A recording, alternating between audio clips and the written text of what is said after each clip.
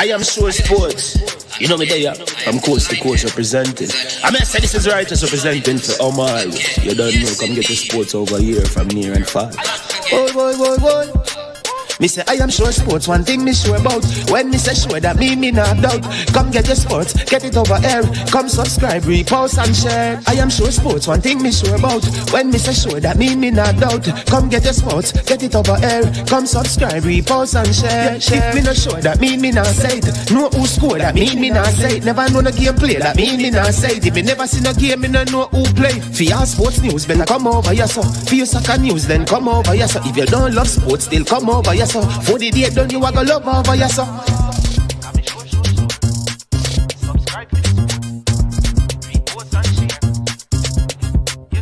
So when it comes on to behavior concerning football, Jamaica is decent. I am sure that if we can get all of these things done, set in place by the end of April, it gives us enough time before the World Cup campaign. Not afraid of no Brazil, no Argentina with these crapper players. We are good enough. Remember to like, subscribe, share. Listen, comment. Let me know what your thoughts are. TricNic Jerk Marinade gives your meats and vegetables authentic Jamaican jerk flavor. The spices are directly from Jamaica. Spices like jerk seasoning, allspice, Scotch bonnet pepper, fresh scallions, thyme, ginger, and garlic. The key ingredients to a great jerk marinade. 0% sugar and low in sodium. You want to try it?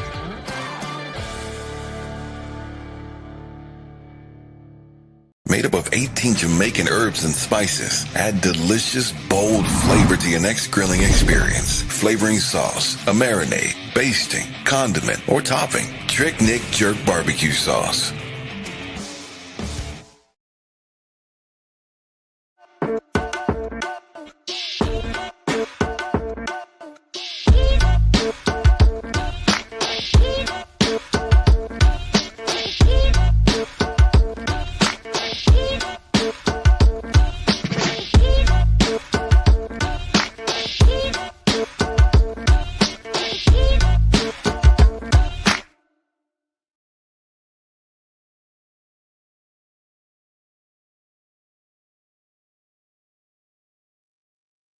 All right. Good afternoon. Welcome to I Am Sure Sports. I am your host, Manning's Man. Big up to every single one of you, those who are up early in the comment section. Greetings, one and all. Hope you had a blessed weekend. Hope you had a wonderful time with your family, your kids, your spouses, and things. Hope you were blessed. And those of you who attend church on Saturday, hope you had a joyous time in the presence of the Lord. For those who go on Sunday, joyous time in the presence of the Lord. Those of you who don't attend church, but to find some way of giving thanks to the Most High God, and blessings to you as well. All right. As usual, just want to give you some things that you need to do as we begin. Again, I am Manning's Man, and the name of the channel is I Am Sure Sports. And we ask you, whomever you are, to hit the like button, subscribe, and share the content.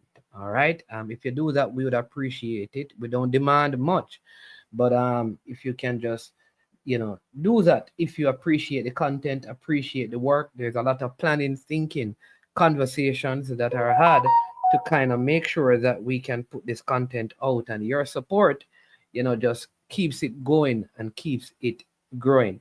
Have a thought to share with you today. We normally share at the beginning either a scripture or some thought that we believe will inspire, motivate someone. So I have this one, right? It says, the simplest key often opens the most complex locks.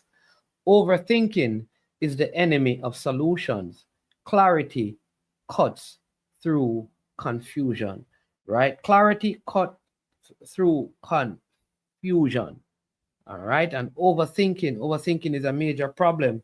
And sometimes we we think what we think people are thinking and make even decision based on those things.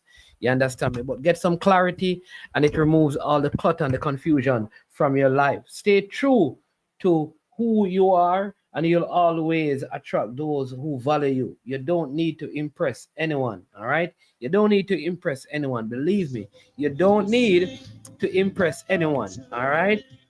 Yep. Let me say it again. You don't need to impress anyone at all. All right.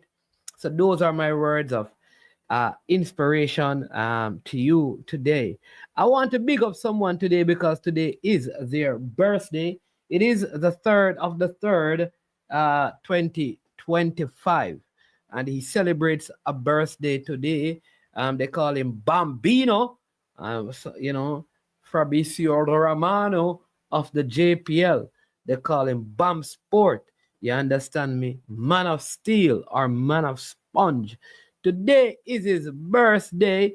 And so I want to say happy birthday to Bambino Fabrizio Romano of Bam Sport as he celebrates his birthday. I understand that he is somewhere between Ibero Star and Grand Palladium. You understand me? Celebrating his birthday right now. So hope you have a wonderful birthday, my boss, and that you live to see a whole lot more birthdays. All right. Yes, indeed. We are blessed indeed. All right. We have a few topics that we want to address today. Yes.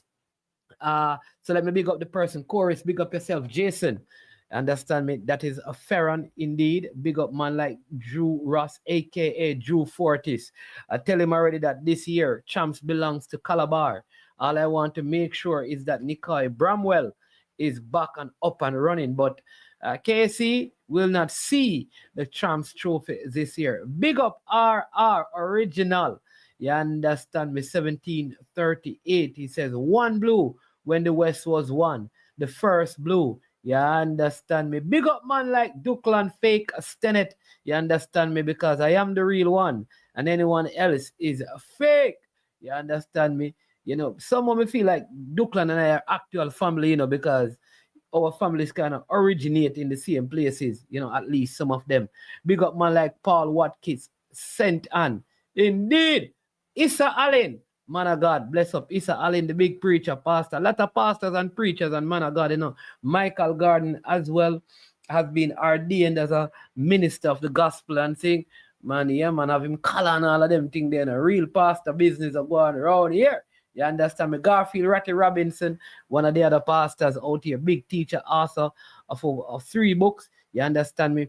And we also supposed to have Errol Stevens, who has his book called From Hell and Back. You understand me? Big story by Errol Stevens. Yep. Unseen Sports, same day, a man.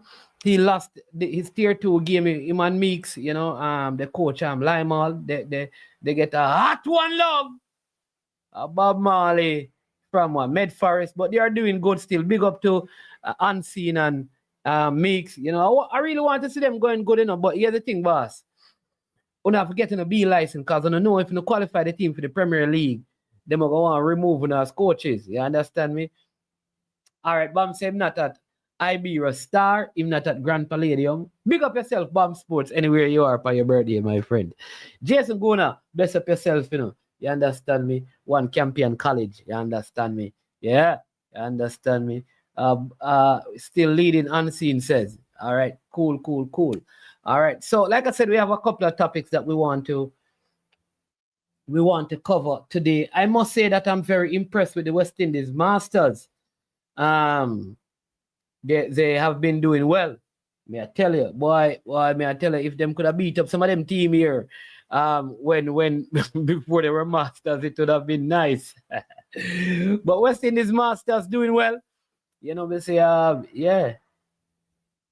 Yeah, you know what I want to know? Someone needs to tell me. Is Donovan Loftus? I've been trying to find out. Is Loftus still at Veer, or he has been fired, or he has walked away from the job? That's something I'd love to know. Yeah. And see, you make selector score on your side. No, Junior McGregor score on Lima. Oh, that happened unseen. But unseen, do you know if Donovan Loftus is still? Oh, he walked away. Okay, so he's not there anymore. So Bam, you never talk about that Bam Sport. That Loftus is no longer at Veer. So now it is just Lenny Hyde and Craig Butler and Kyle Butler down there running that team. All right. Them can't remove you unseen. Just ask them your Butler's license first. Bible question. If Moses wrote the first 5 books of the Bible, where in the ark was he? What? So where in the ark was he? To tell you what happened in the ark? So believe said Duckland that, like Timothy says, all scriptures are inspired by God. If you believe that there's an ark, then you have to believe that the God who gave Noah the wisdom to build the ark could give Moses the knowledge about what happened in the ark, Duckland. Careful now, boss. You see all them theo. Duckland, so we need to sit down and talk some theology. One of them show you. Hey, no, big up Fabi Frano. So let me just state this one. So Messi was the place to play.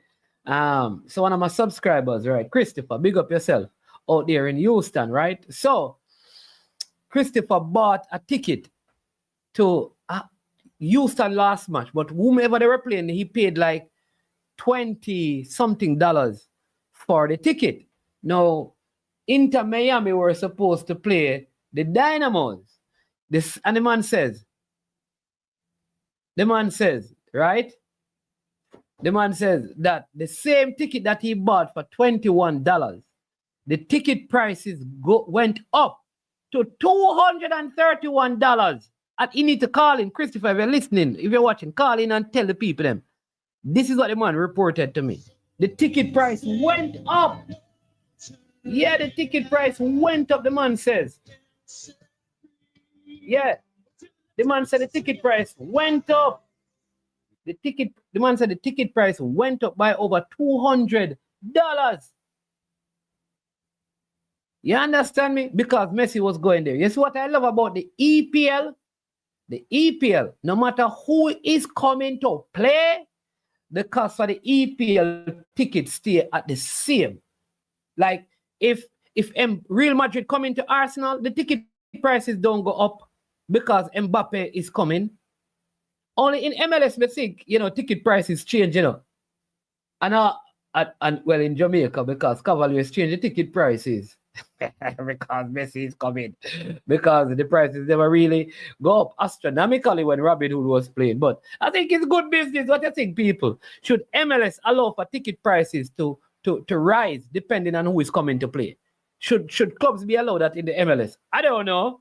Messi have that kind of a power, but I don't think so. I think the prices should be stable still. That is my opinion. Yeah, you understand me?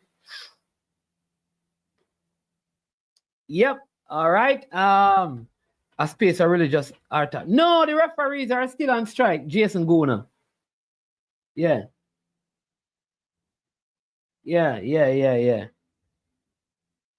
Who this? Man like Jackie in the building. And Shireen, big up yourself. Shireen and Jackie in the building. Jackie Allen, big up yourself, You understand me? Big up yourself. You understand me? Man from Prairie. All right. All right. Jason says money talk. So no JPL. Let me just say that. No JPL games today. And even the games on Wednesday, there is a big question mark about it. But I'm going to talk about the problems in Spain, in Spanish Town, in St. Catherine, where the league has been stopped. All right. So for those of you who don't know, let me tell you what is happening. All right.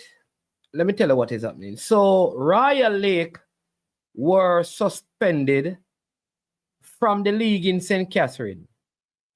just before the start of the league, they were suspended. All right, they were suspended by the leadership of St. Catherine Football. So they took the matter to court. Well, they were removed from the league because they took the St. Catherine FA to court. All right, and what the St. Catherine FA were basically saying is that you cannot bring like the FA to court as part of the CONCACAF and FIFA bylaws or regulations. All right, that was the St. Catherine FA's position. The court made a ruling that provision in the constitution of CONCACAF or FIFA or the JFF is obsolete, meaning it is not in effect anymore. So people can actually take the FA to court. Therefore, St. Catherine would have lost the case of removing Royal Lake from the league, and they should have been like put back in the league. Since the court hearing, the games have not been played. So the clubs are, because remember there was one round of games, so the clubs are now wondering if the league is going to be restarted and what is the position with Royal Lake in the league. Because this has happened, so almost 4 weeks of no football. These are teams, people remember, that spend tons of money preparing, buying boots and stuff, and they are training and readying for games, and no league has been played for like three to 4 weeks. And this is the St. Catherine Major League. But I have Bam Sport, who is also here. Bam, welcome. Happy birthday to you. Sir, I hope you're celebrating your birthday. And I hope your beautiful wife has something specially planned for you in the midnight hour. Yeah, good afternoon, man, and good afternoon to your listeners. Yeah, man, thanks for the birthday greetings, and I'm definitely enjoying the day so far. I didn't know that as a pastor though you spread rumors. Because I was on earlier and you were giving out some locations where I am nowhere near those locations. Seems you were misinformed. All right, people, he's in an undisclosed location. Perfect. So yeah, man, big up Unseen. Man is man. When Unseen team win much, you know. Yo, my phone full up a video and interview and everything. Yeah. When them no win, me I wonder what keep. Me don't know if them play much or what. Me don't understand that level of journalism there. Only when Unseen team win him interview the coach, you know. Anyways, big up Unseen. So yeah, man, in terms of the St. Catherine thing now, yeah, football is on a halt in the parish. I mean, and I don't think it was even a full round of games that was played, and I think it was just the opening games that were played. And after that, you know, everything else came to a halt because of, I guess, the court situation between Royal Lakes and the FA. I'm interested to see how it's going to turn out, though, because this could really set some precedents as to how sports administrators and clubs or affiliates engage going forward. So I'm really interested to see how it's going to turn out. Okay. Yeah, because I am wondering, like, isn't this a disadvantage to the clubs who have been preparing on all of those things, boss? You understand me? Like, they have been preparing on all of this, and the league is not heavily sponsored. So how are they going to manage if they are not playing any football? They would have bought boots, and you know how it is. They may need new boots and all of those. Like, I don't know. I feel like there's a problem. I feel like it could create a bigger problem. Somebody saying Royal Lake never have enough money for court of arbitration, but they would need to go to the court of arbitration for sport. Because they have already been awarded quote unquote victory. But that is what are the repercussions, Bam, for the teams that are in the league would have gone through intense preparation, played one round a game, and now the league itself has basically been extended because there's no football and they don't know when the next match is going to be played. So what do? Keep on spending money preparing the teams? Do they take a break until the FA figure things out with Royal Lake? What happens? Well, also in the mornings, man. It's someone was saying about the court of arbitration for sports. Well, Royal Lakes would have, by virtue of going to the courts of the land, meaning the Supreme Court or the Magistrate Court or wherever, they would have skipped the process which would have taken them to CAS. Okay.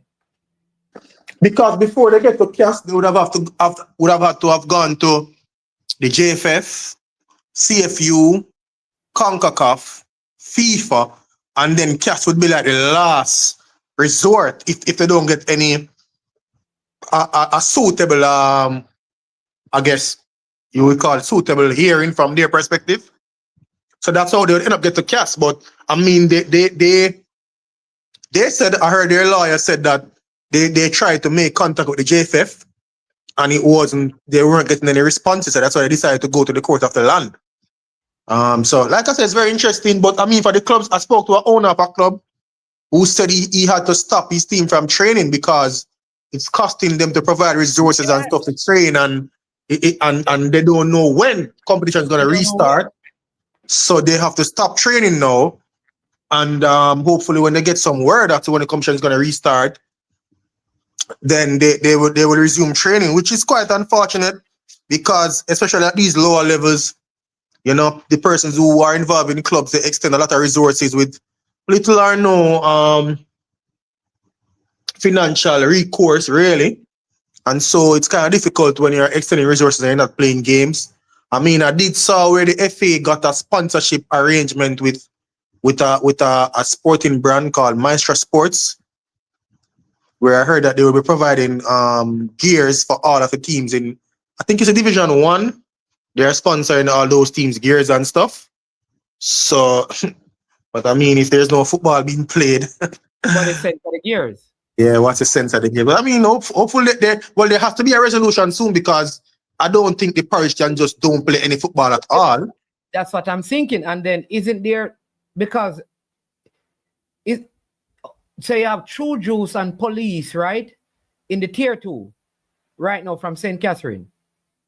Yes, and they have Fraser's Whip and Federal in the Women's Premier League. All right. So my position is, wouldn't they want to play this league, complete it in time so the teams can basically determine who wins and prepare to see who will be the next representatives in the tier 2? Yeah, because and also the tier 2 has a playoff system, you know. So it's the winner of the St. Catherine, St. Thomas, and Casafa. Those major league or what you call Super League winners, they go to the tier 2 playoff. Because that's how Spanish Town Police qualified now. They won that playoff thing. Because Casafa has their league going on right now. For a very good while. I think St. Thomas has their league going on too. St. Thomas has their league going on as well.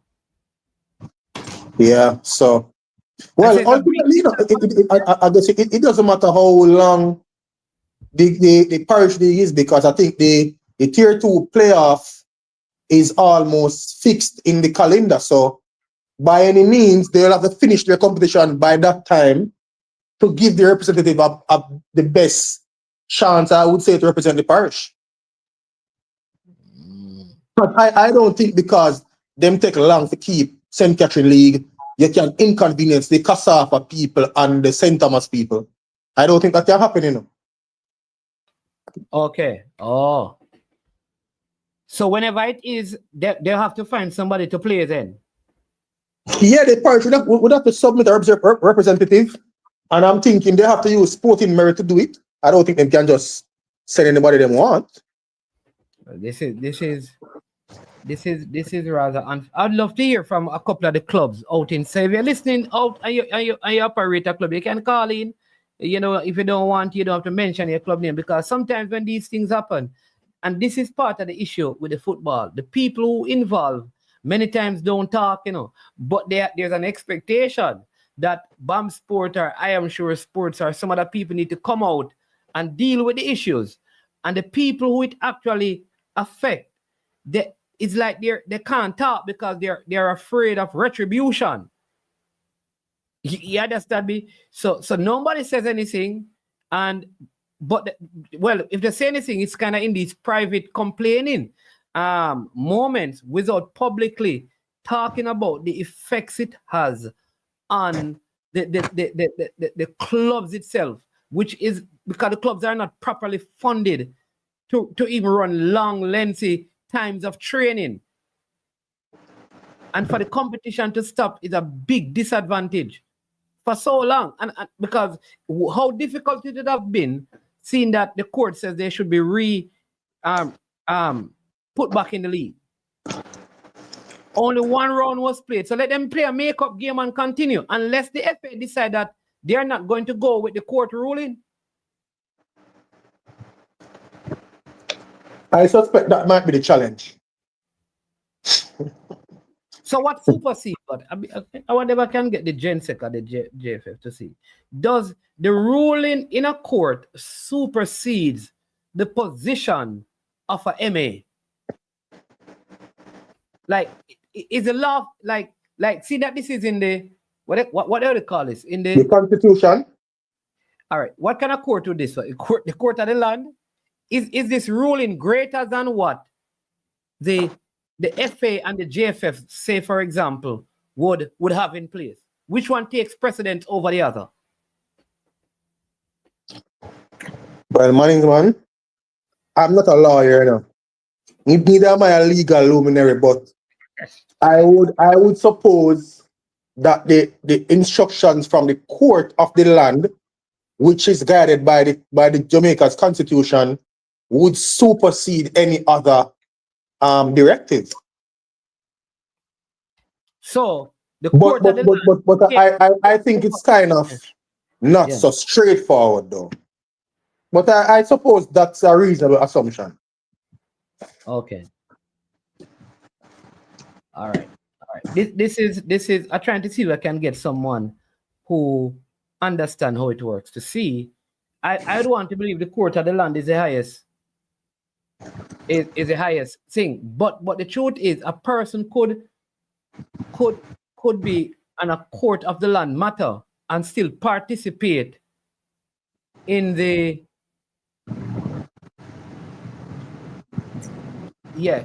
I guess you could have a legal matter in the court and still participate in football. Yeah, I suppose that's if the matter in the court is not directly affecting the footballing outcome. But in this case, it is. All right. So I'm trying to see if I can get a couple of persons to come and speak to these matters. So if you are a club owner, manager, representative, I would love to hear from you about the effects of these things in St. Catherine on the football. All right. The other thing, BAM Sport, is the matter of the referees. Now, what my understanding is that the referees were owed an amount of 8-point-something million. They received 10-point-something million. They received 2-point-odd million, and there's an outstanding amount of $8 million, which includes fee for officiating games and transportation for the games. All right. None of this money has been paid, and I've spoken to the GenSec of the Jamaica Football Federation, who said like there has been no request has come in to the office of the GenSec requesting the JFF to pay any of the money. So if there is a request for that, nothing has come in writing from the board of the PFJL, right, for the JFF to intervene in terms of paying the money. All right, that is what I have from the GenSec. So that means that there's no money to pay the officials. So there are no games. This evening, there are no games. There were no games yesterday, and there is a possibility that there may be no games on Wednesday, because my understanding is that the referees are not willing to budge until all the outstanding monies are paid up. And this is an accumulation of money since like November of last year. They have been playing and not being paid. Like the ending of November, which is December, January, and February, 3 full months, you know, in that proximity, that they have not been paid for the games that they have been doing at that time or during that time. All right. That's what is out there. So again, big setback for the league, because there were a big bulk of game, because they were trying to catch up the fixture, and it looked like this is going to cause the same effect on the teams again, where they're going to have a pile up of fixtures. I mean, first thing, what kind of effect you think this will have on the clubs themselves? Because this is not the club's fault, but they are the ones who are experiencing, I think, the unrest by the decisions of the referees. All right, so man, so a few things. So, my understanding is that the referees are actually owed over 8 million, some 8 point something million.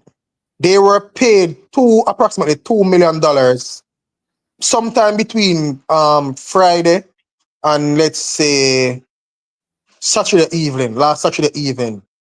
However, the 2 million that was paid to them was, I guess, as a way to try and do a stopgap, because they were threatening that if they don't get their money, they are not going to do any games. I understand also that they wrote to the PFJL, or they have been writing to them, but in this latest communication series, they received a response from the PFJL that they deem to be unacceptable. And so I guess that is what you would basically say is the straw that broke the camel's back. I don't know if it is that the PFJL don't have the money to pay them, or they didn't go through their process, which should allow them to pay them. I'm not quite sure.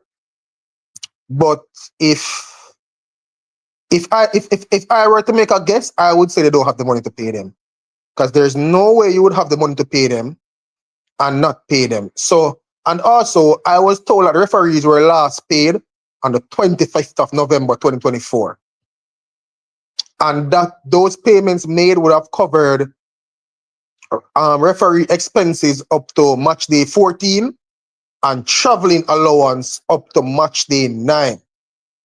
Now, I didn't know that referees receive traveling allowance. I never know that. This is the strangest thing to me.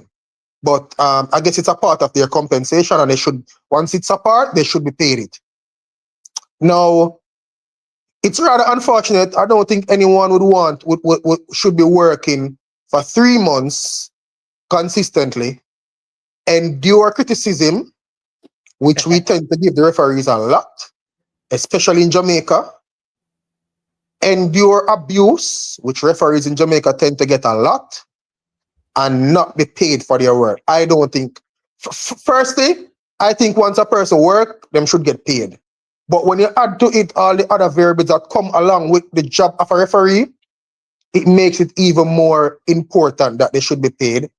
And if you're unable to pay them, I think you should come to them from a humble perspective and try to find a solution Now, the thing about the PFJ situation is that it's not just referees who are being paid, because the clubs themselves are not being paid either.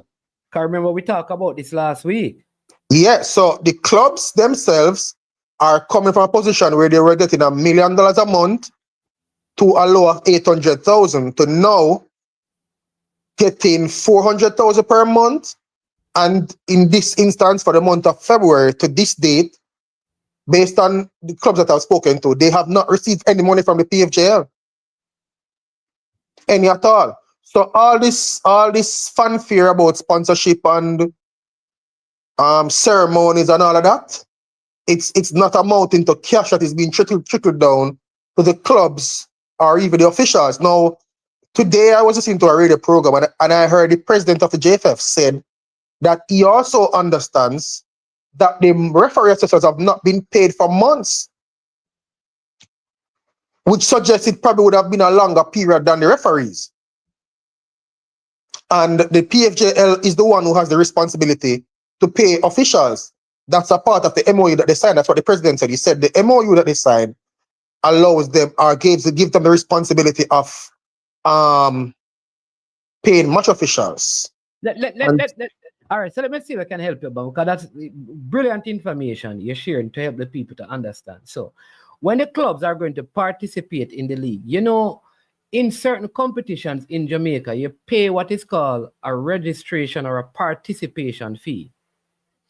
Do the clubs in the JPL pay any administrative costs at the beginning of the season to any, either the PFJL or anybody else? Is there an upfront cost that is paid by each club, say $1 million or $2 million?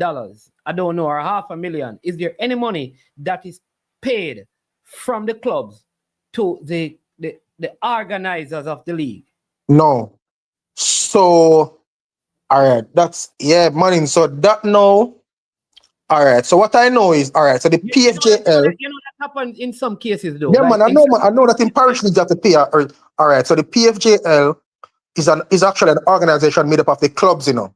So all 14 Premier League clubs have a member who is a director of the PFJL, and they basically, the company is there. So each of them all of them have equal shares in the company and everything.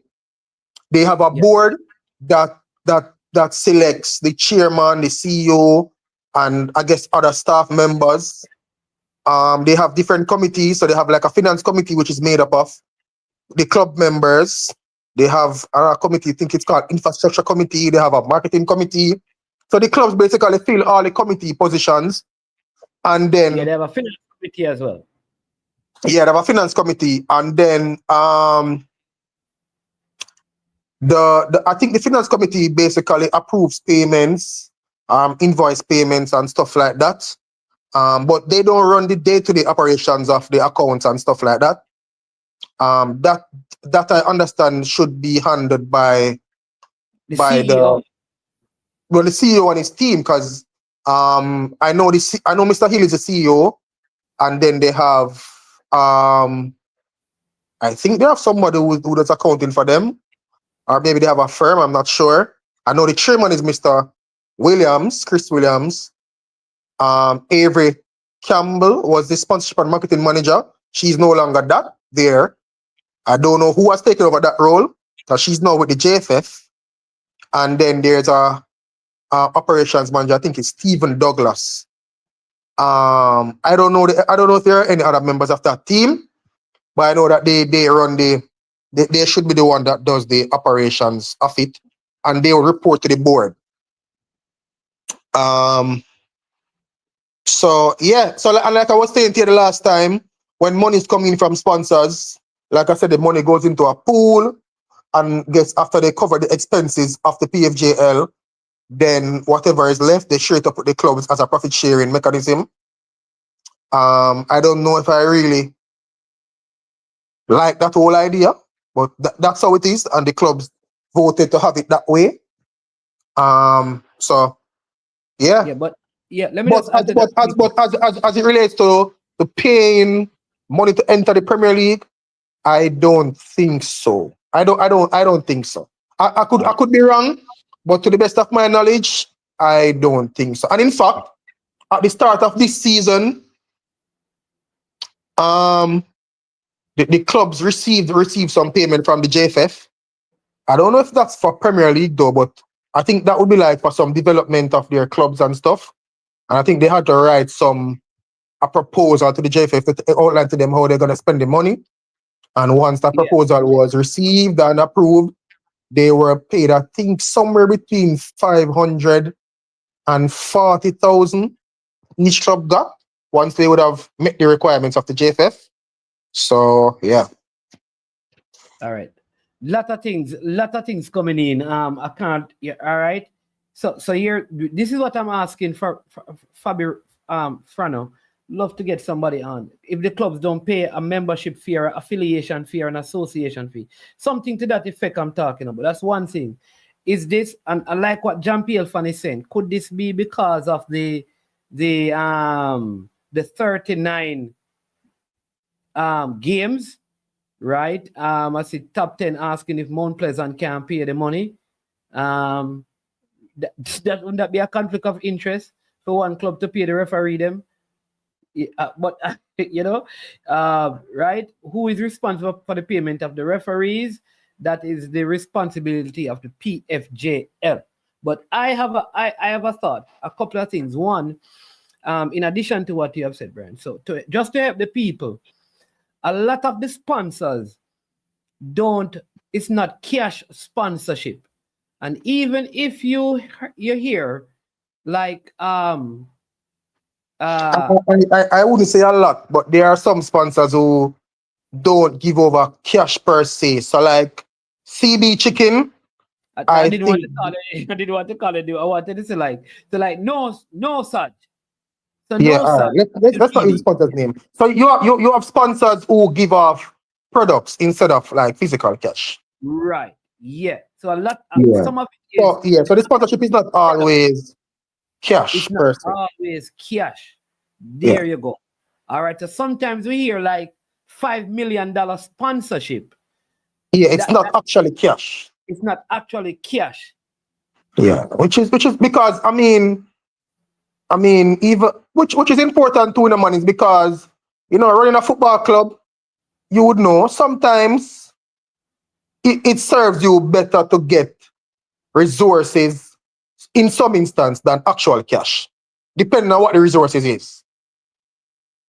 So, for example, if you have a company that provides food items, maybe as a club it would be better for you to get like meat produce and those stuff, so you can prepare healthy and nutritious meals for your team, or get supplements and those kind of things. I mean, it sometimes it works out better than you actually get the cash and then have to go and probably buy those things. So in a way, I guess the balance is important, but I would say most of the sponsors provide cash, but there are a few of them who don't provide cash, provide like actual goods to which go to the clubs, which I think they appreciate, I believe. All right. So here's my second thing. I remember back in my days of the league, way back, back in the days, I would say 90s, early 2000s. This is the impression. This is the impression that I got. And this is my understanding, is that the clubs control the gates. Like, for example, when a game was played at Constant Spring controlled the gate. They were responsible for the police. They were responsible. There was even a time when the clubs would be responsible to provide some level of refreshment for the visiting team. You are responsible for providing refreshment for the referees, and you're responsible for the ambulance. You're responsible because it's your gate. So all of that money you would collect could be yours. You are also responsible for paying the officials. All right, so money, man, that happens now, except the officials paying part.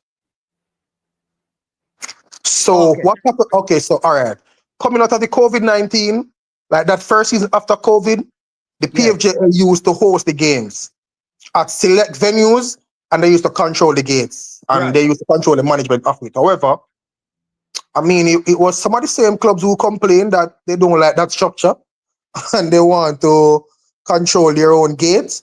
So what happens now is whenever a game is being played, the home team is the one that is responsible for the operations. However, in the instances where they host double-header games for the purposes of television, the PFJL provides, I don't want to call it a subvention, but they provide 200,000 to offset the cost of hosting those games. And that 200,000 is divided between the two home teams. So for example,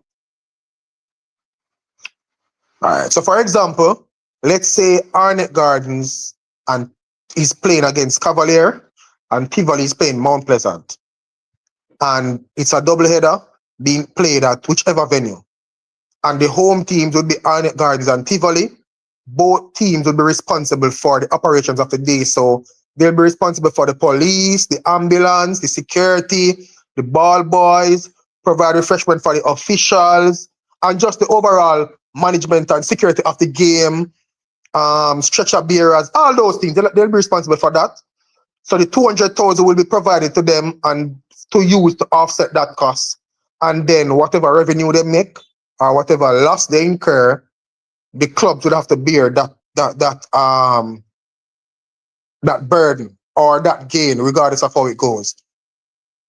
So that's how it is now.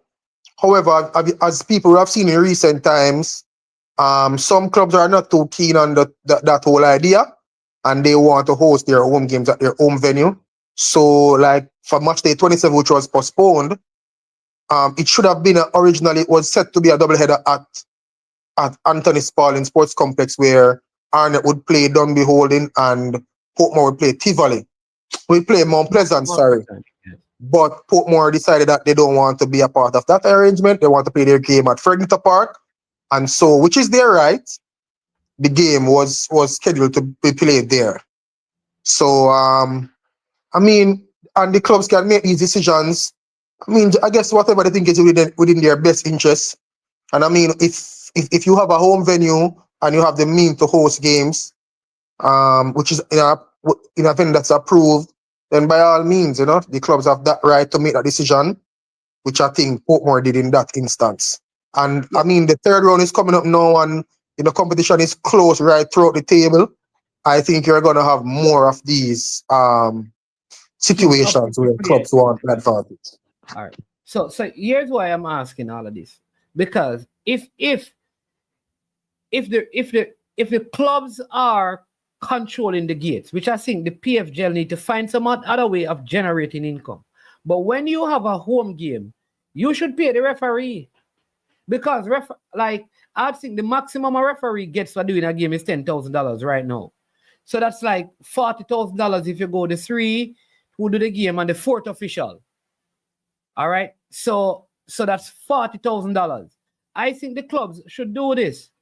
I think the clubs. Yeah, but it can't happen that way, Mannings, because all right. So here why I don't think that suggestion would be the best, because then you would have the idea of people thinking the referees are being swayed by who's paying them. No, but in terms of the decision that they make. No, but remember, you have a home game. So you have a home game and you are the main referee. I am the first assistant and top 10 is the second assistant. On Thursday, your club is responsible for paying the officials because it's your home game. In the same way you pay police, in the same way you pay for the ambulance. Okay. I see what you're saying. So the teams that have a home game, that's not good.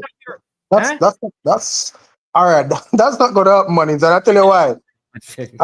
Also, I mean, the teams would have been of the view that, these sponsorship arrangements that are being met would be provided money to offset those costs.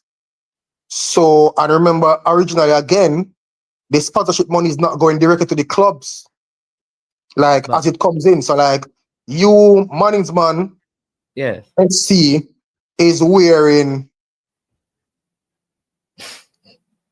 Oh yeah, you really look for a paper shirt? Bet 365 on your shirt. Don't put no And bet bet for me 360. shirt, boss. I put no betting for my shirt, boss. All right. I'm wearing the Liam Roberts LTD. All right. Yes. So Leon Roberts Ltd is sponsoring the league 20 million. But Yeah. that 20 million is not going to Management FC. It's going into the PFJL pool. And you may very well have a team called Top 10 FC who doesn't have any sponsor on their jersey. So when the money goes in the pool and they do the profit sharing model, then a portion of the sponsor that's on your jersey goes to them.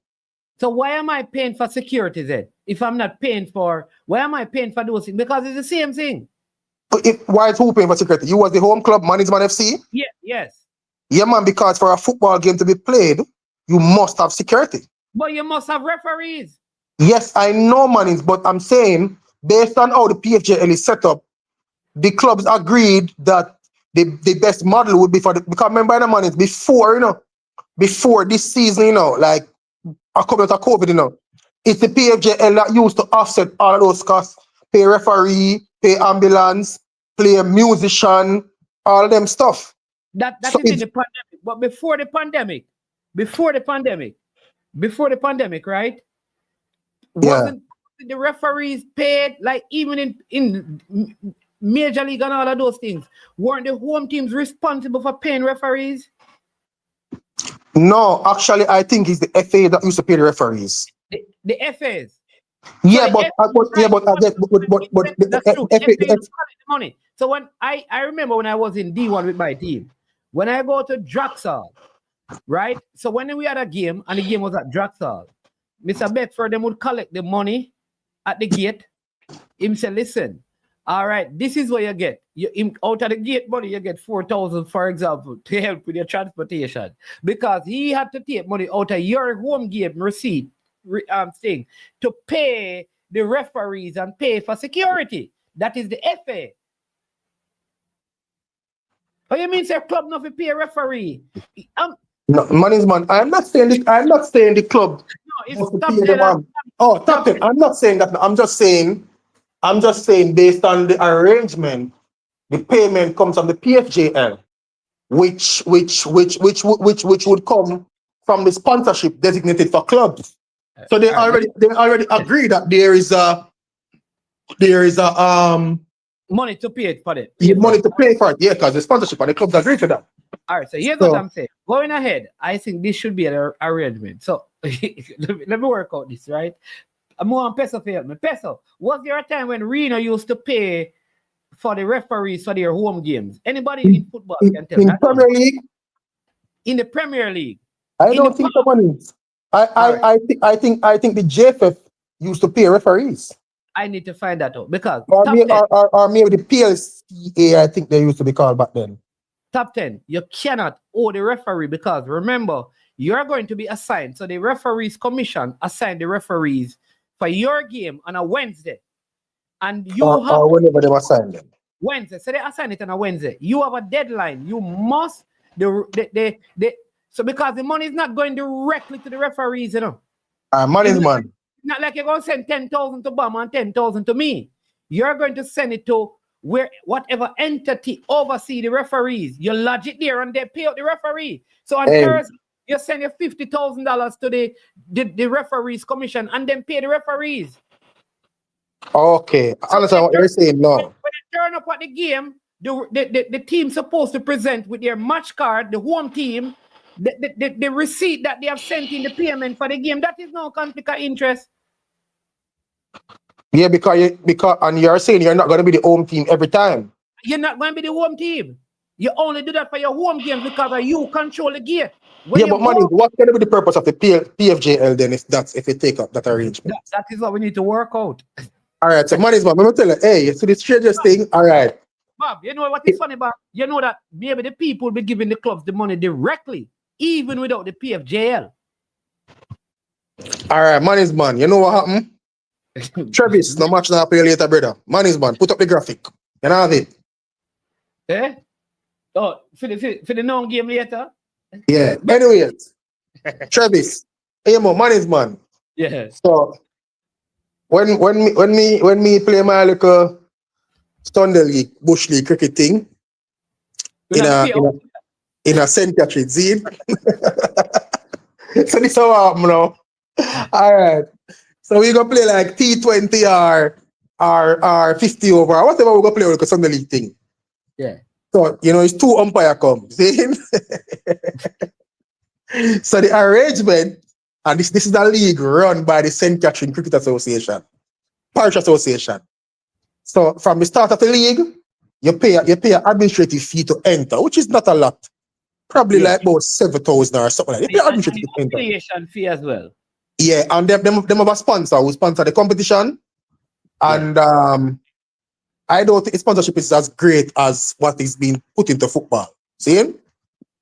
And each team responsible for certain things. So like you're responsible for the venue as a home team. Same ideal. Home venue, provide meals, etc. etc.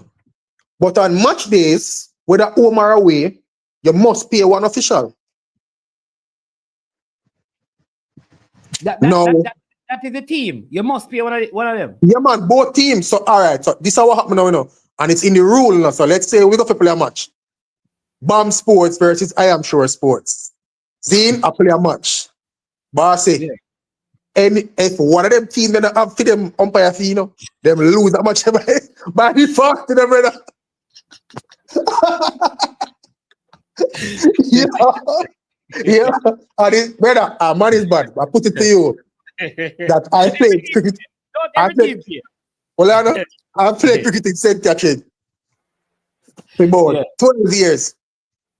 And a team, I mean, never see a team lose a match because they don't pay the official. All right.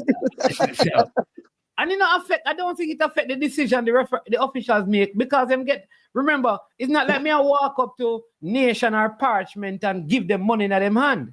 Before I know. Well, money is man. In St. Catherine, that's how it go. No, man. Me I tell about cricket, For true, no money is man. No, I true it. I really think, Me I tell you, when I reach a match, them always have somebody from the association of their each games, like a coordinator or somebody. So you go to him and you say, all right, this is BAM Sports, umpire for your 5,000, see my 5,000 here. And if you are the home team, you provide the balls. Yeah.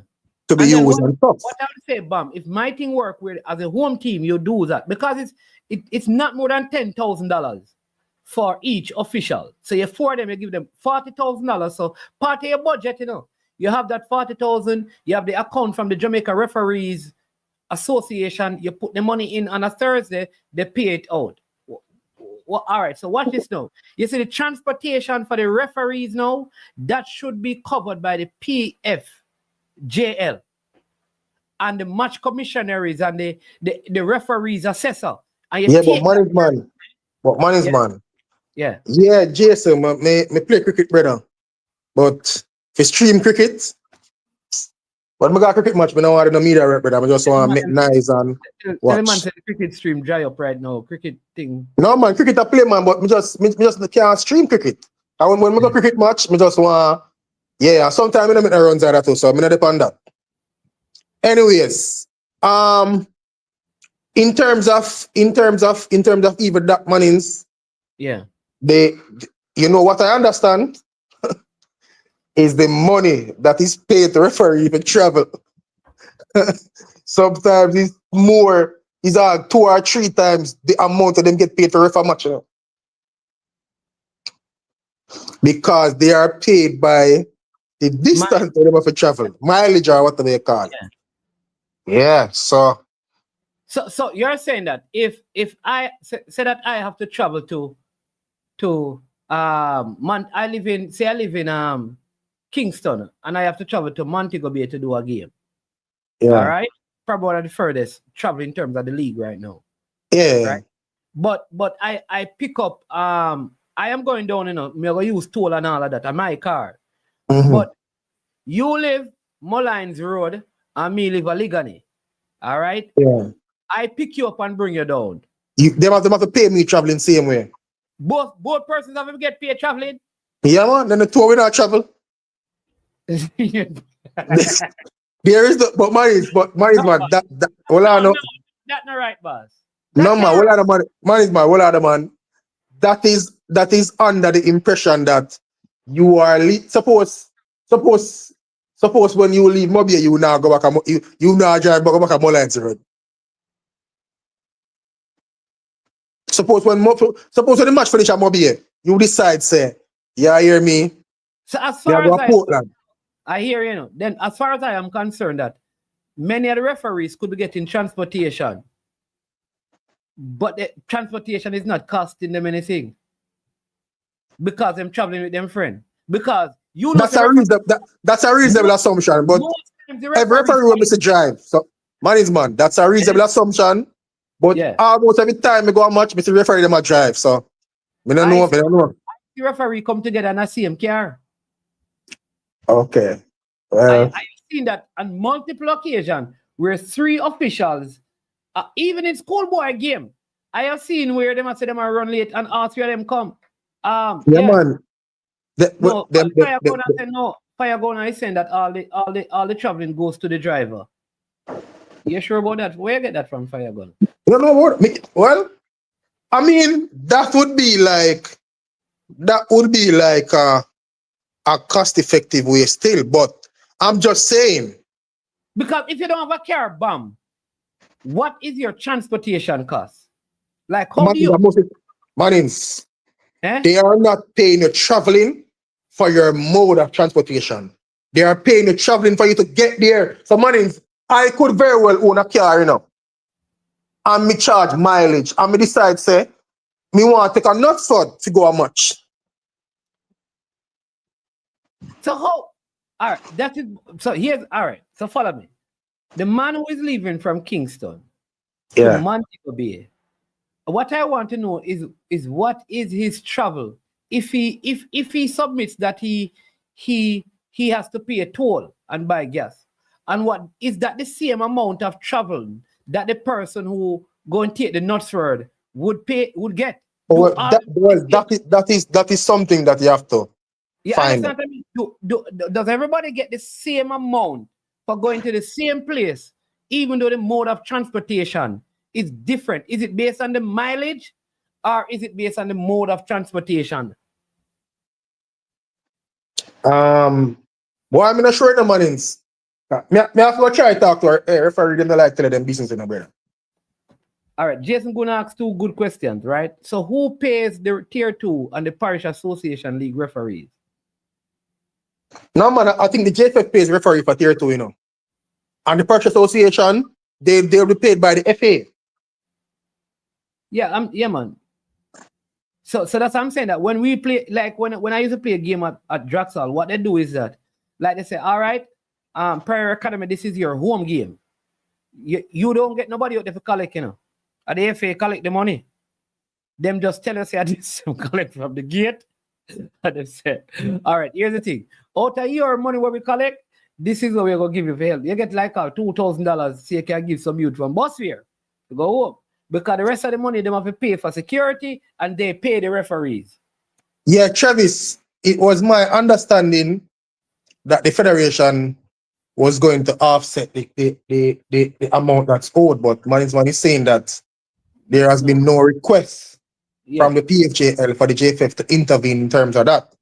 But I heard Mr. Ricketts today on the radio and he was saying that, you know, he was a little bit disappointed that the referees decided to strike or to withdraw their services without coming to him first, because he's saying that he basically didn't know about this whole non-payment of fees and whatever. He's saying he didn't know about it.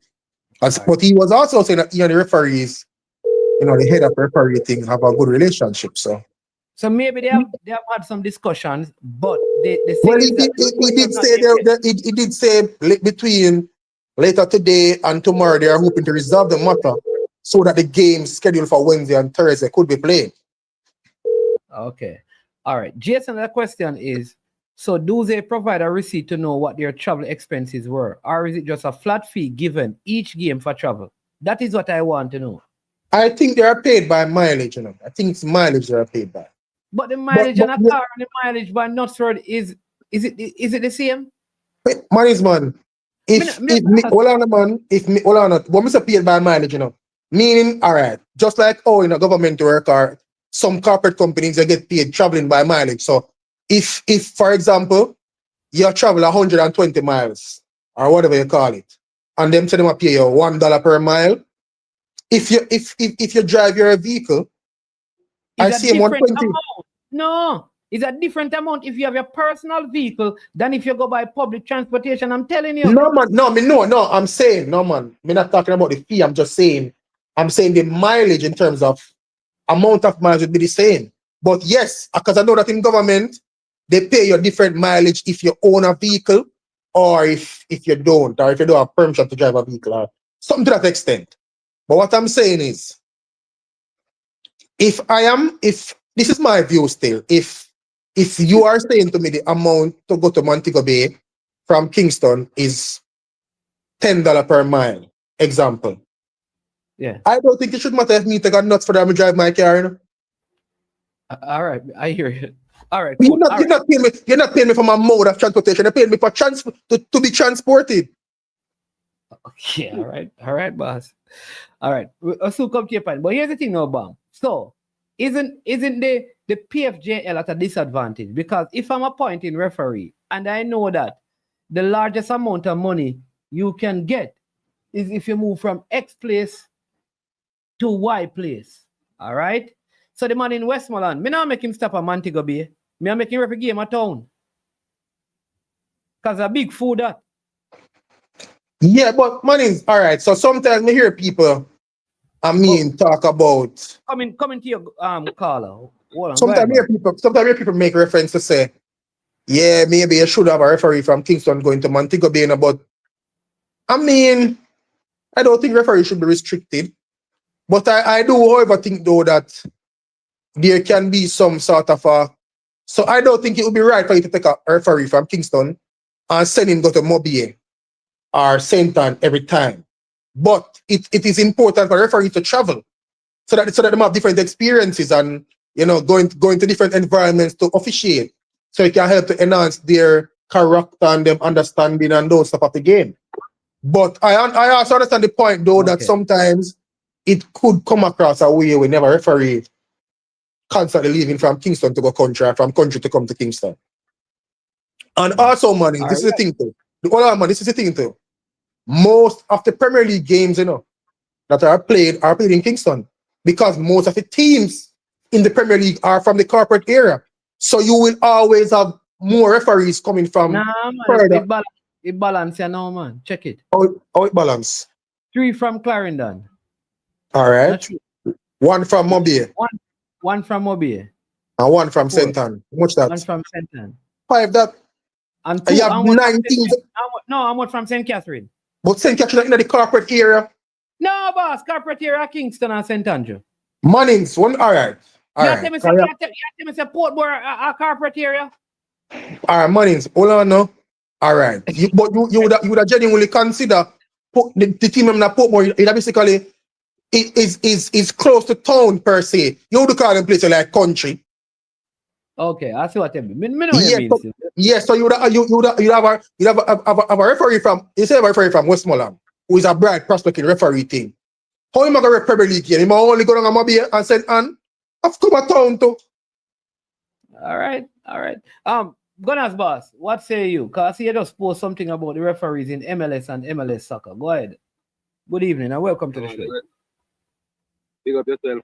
Bam, by your birthday, yo. Yeah, big up Gunners boss. Hey, that's what, you see you, Mr. Bam. I'm not going to come over here, come here again. You take too long. I don't know if I my phone at the day. You take too long to say. If you respond like you know, appreciate me, I bless you up for your birthday. So Gunners boss, I have to make you finish talk first before I respond, brother. You want me to talk when you talk? All right. Talk now, let me talk when you talk. All right, my general. Just want to bless you up for your birthday. Yeah. Man. Yes, sir. Man, you listen this thing from this morning, from the explosion, and the man supposed to call in, and at the end, he decided that he not go bother calling. Him text and say he won't be able to call in based on whatever. Which man that? That was the man, the head of Mr. Williams or something, the head of the JPL or something. Okay. What that's his name, Mr. Christopher Williams or something like that, right? Yes. Well, he was supposed to call in, and at the last minute, when the producer them and them reach out to him, him text and say he was like he's saying, I was informed not to say anything. I was not to say anything until the situation or the matter is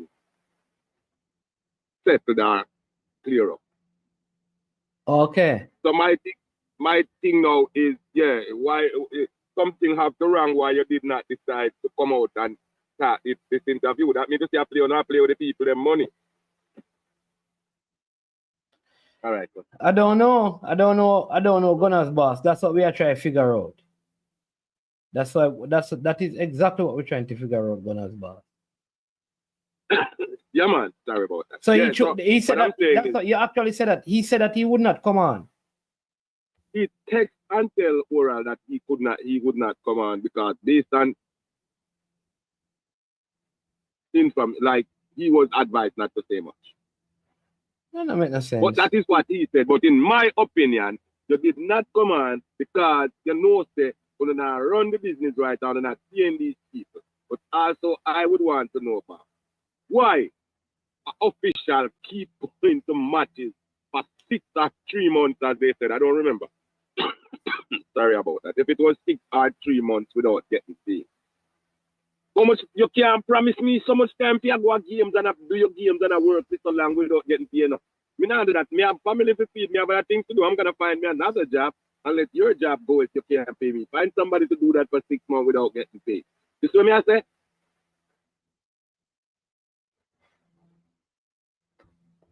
Yeah, the question, Bam. Yeah, man, I agree. You know, I'm saying that that's what I'm saying. I think to be working consistently week in, week out, and not being paid for 3 months, I don't think that is acceptable. That is unacceptable. Also, yeah, the PFJL has not made an official statement on the matter. Only heard Owen Hill on TVJ Sports saying that he was shocked that the referees withdrew their service and it's most unfortunate and they hope to find a resolution and stuff, but they haven't made a statement as yet, which I think is quite it's unprofessional. Unacceptable, because you are the governing body for the football in that area, really, and you have not said anything.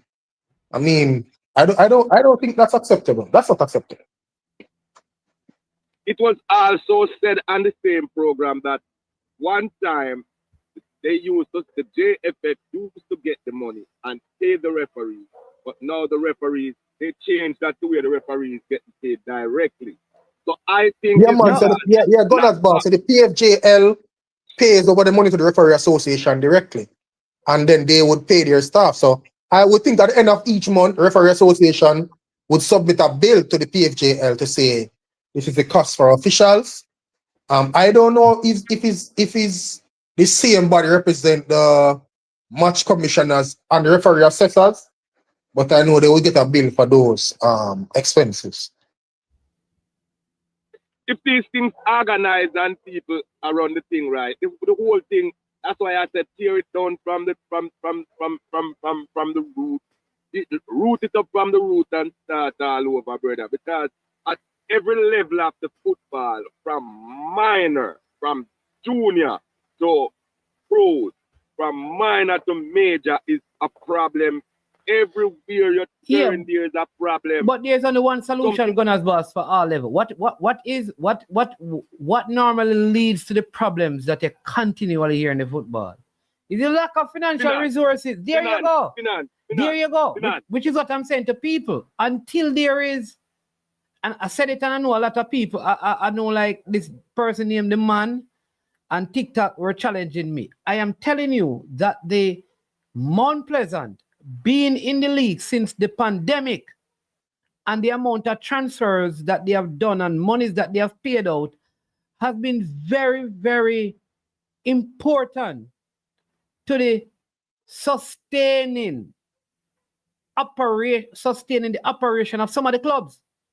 If some of these clubs did not have the major transfer fees in term that they have gotten from Mount Pleasant, I believe that they have, after the pandemic, they'd have been struggling. Because it is money that makes, unless there's money in the league, you're going to have more issues like this. And that's just the truth. I mean, most of these, because the club them are run by the people. I think the people them love the football, the people who are running these clubs, but they are like I said, man, they don't have the money. And they're trying, but you cannot continue trying without money. You understand me? I think the people really have interest and love for the football, you know, but they don't have the money. And I don't see where the money coming from. So I don't know.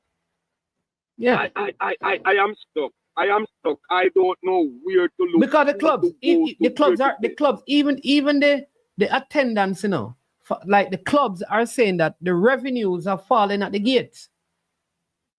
Oh, the clubs is being operating at a loss. There's no joke about it. I don't believe it. One Premier League club in Jamaica make a profit or a reasonable profit at the end of the season. Well, Cavaliers, to be fair though, Cavaliers have been making some profits. Yeah, they made profit, but not at the gate. They made profit because they are winning and attract other competition where they go overseas and make their money. Okay. But the teams them we don't have the opportunity that Cavaliers have. So I'm glad me I make little sense today and we can beat me chest. I said, sure. Hi. But it's okay, that didn't say look like the sound, but I'm bum the big brain in a football. Well, maybe you know make no sense because Bam gone. But continue. Bam gone, no man. Remember say a Bam birthday and Duckland, it's the Bam I got eaten out, whatever that means. Why you call him Duckland? Duckland, D-U-K or D-U-K, the whole I see you D-U-K and Duck, you know. No, spell duck. Me only said D-U-K. No, man. But I don't know nobody named Duke. So how you spell duck? D-U-K-L-O. No, Lord have mercy. Yes, Gunners boss. Here's what I'm asking. How you spell duck? There's a bird called duck. How you spell duck? No D-U-C-K, but D-U-C-K. Say if you remove the C, then how it is still duck? That is when we speak in English, not when we are speaking patois, broken language in Jamaica. Okay, all right. Continue. Bible freaking. All right. Okay. Yeah, man. So man, as I'm saying, man, it is very complicated. We need people like Jason Guna, people like we have this love and this interest in the football. I'm going to call some more people name. People like Jason Guna, people like Cranky, and those people who have so much love in the football and them have them present and past money. Them need to put some money and get involved in the game and just stop out here bantering and talking down the football at all levels. Try to give some assistance in whatever it is. Like right now, we want the football to go on and we hear say the referee them now get. What are we going to do about it now? We're going to go and open up our microphone and disrespect the leagues and the people in charge because we are not understanding that these people are, most of them are coming out of their pocket because of the love of football and want to hope one day to make a profit, which is not looking bright right now, but they are trying. You understand what I say? Yeah. I understand, you know, that's why I have never been critical at football and the people in a football at any level in a management because I understand as a Jamaican say. The people them love it and them a try, but they are not like 1980s when me and my friend them and the big man them and the Dan them and them and you understand where I'm going. I'm not gonna say. And the Colombians and all these people was making football. So it's not just Jamaica, it's in our whole region. There is not enough money to put football to the next level. Hopefully them said they are doing core testing out there somewhere in Jamaica somewhere. So I hope core sampling. So I hope we can get some of this money, them find some good. When them pull up the core, then we can get some great samples out of it from our national resources. Then we can start find some money to invest into the sport and the sporting facilities and infrastructures and get them to a next level. But if what about people like you, though, Gunners boss? They say people like you in the diaspora can come back and go down by Porus and give the people $2,000 and it will go far away and upgrading some of the sporting facilities down there.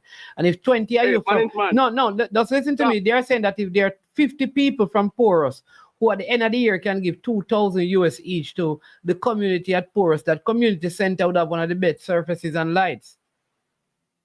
Man, Porus Community Center. Ask anybody from down that way.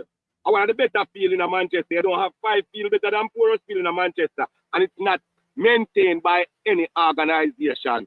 Mr. Barnett and Karam and them man there. Rennie Barnett, them and them man there. Them man there. And the community upkeep that.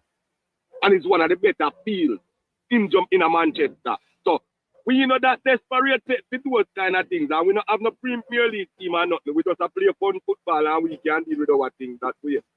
Because all of the people them come together, and when the reunion and the 1 month thing, everybody come together and we chip in whatever liquor we have. Okay, so up to the other field up in the hills where you always talk about. The hills of August Tavern up in Maryland. Up in Maryland? Yes. Well, Maryland is east then. Miss Coolness, even Miss Coolness, the Prime Minister wife keep match up in Maryland a year time. She have a competition where she run up every year, Okay. Big time competition, So if Miss Coolness is running football on a field up in Maryland at St. Andrew, that means to say we have good field. While me at it, pick up yourself, Bimbo, Papa, and the whole of people up in Maryland. And if everybody, yeah. Pick up my family and my friend them up there too, Okay. So we don't really have them kind of issues.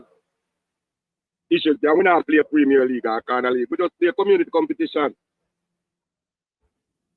Just like Porus and like in a big league. So are the little resources then what we get from these matches and these things, and the Prime Minister wife put out that thing and help build up the field and things. So bit by bit we are going. So one day if you say Maryland FC then I Premier League, I just because they back them and the youth them up, they love the game and I try, and I do them things.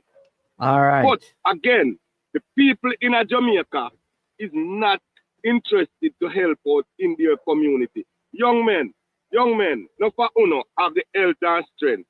Yeah, man, sometimes I want to put the energy, man. Take the energy off of the corner and the corner boy thing and put it in some fun or some football. Because no fun always down for the corner and have youth, and teenagers too, We don't love to play football now, but no nothing for them, So what them do? Them end up for the corner just like me. And it don't look good when me and my son end up for the corner and go within a courthouse and try to get deal. So I want to change the views of things. Get back to how we used to be back in the 70s. That's how we could have end up in the 80s, end up going to the World Cup and qualify for the World Cup and these things. Because it was a united front across the island in all parishes to get us ahead. The thing too divided and too, too tribal right now. With that said, I am out of here. Man, enjoying the show. It's a great show. Duck.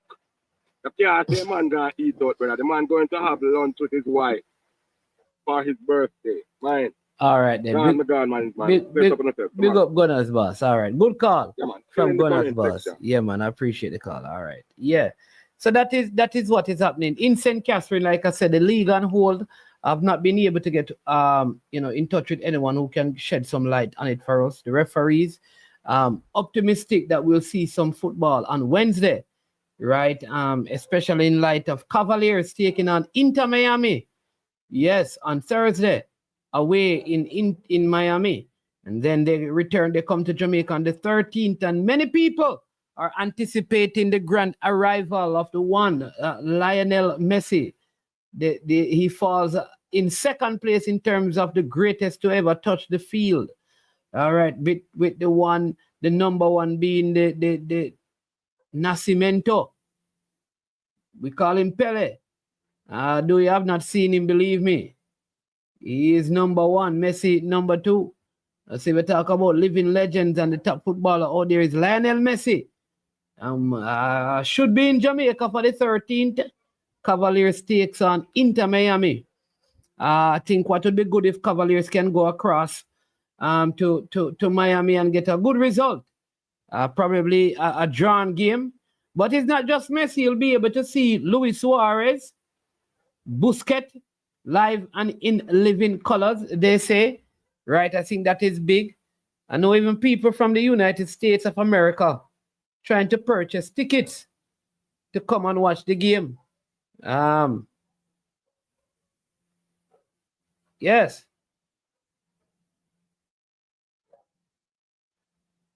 So, lots of people excited about that.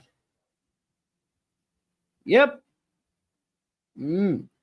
Jamaica's many Nitro says Jamaica big up one umbrella. Jamaica has too many clubs in its top tier league relative to its footballing infrastructure and talent pool. That's the next good point right there. You know, do we have too many clubs? Or maybe it's not the amount of clubs. You know, maybe it's not the amount of clubs.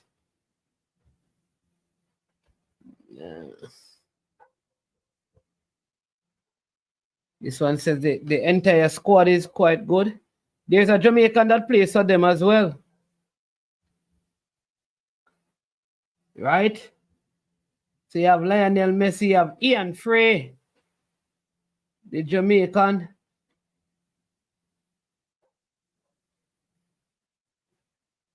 Luis Suarez.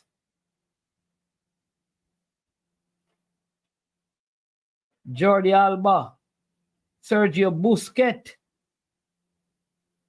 are some of the names that you can expect to see.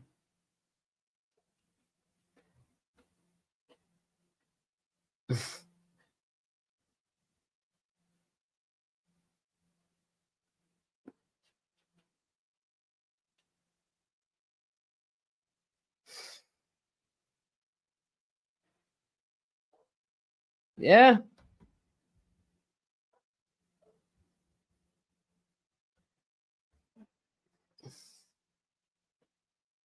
Jamaica struggled with financial instability, inadequate facilities, and inconsistent youth development. Leaner league, perhaps not more than 10 team, well-supported team could concentrate on well, if teams want the money, you know, and want can enter, you know, it's okay. I see this one says, if Messi don't forward, I wonder if Cavaliers is going to give people back money like Houston. Well, is Cavaliers charging people for Messi or charging people for Inter Miami? Cavaliers charging people for Inter Miami, you know. Messi is a bonus. So make a choice. Messi is a bonus because Inter Miami is still, I think that's what Cavaliers need to do. Sell it as Cavaliers versus Inter Miami, not Cavaliers versus Messi.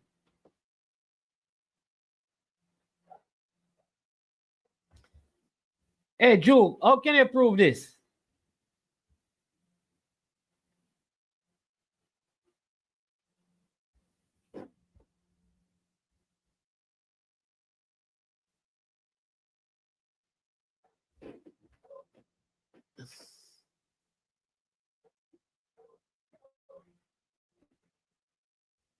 But Nitro, what I'll say, Nitro, is that when we had 12 teams, we weren't better organized.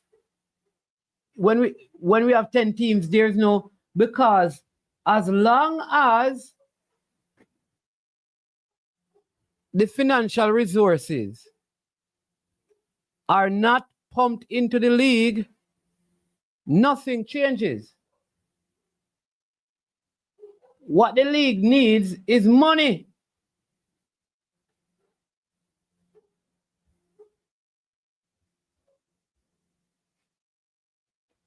I'm just asking you now, Joe, call in and tell me the proof. Your proof is Patrice Evra in Joe. What evidence you have? And you're going to tell me I need to go listen to Patrice Evra. What proof you have that the man is racist?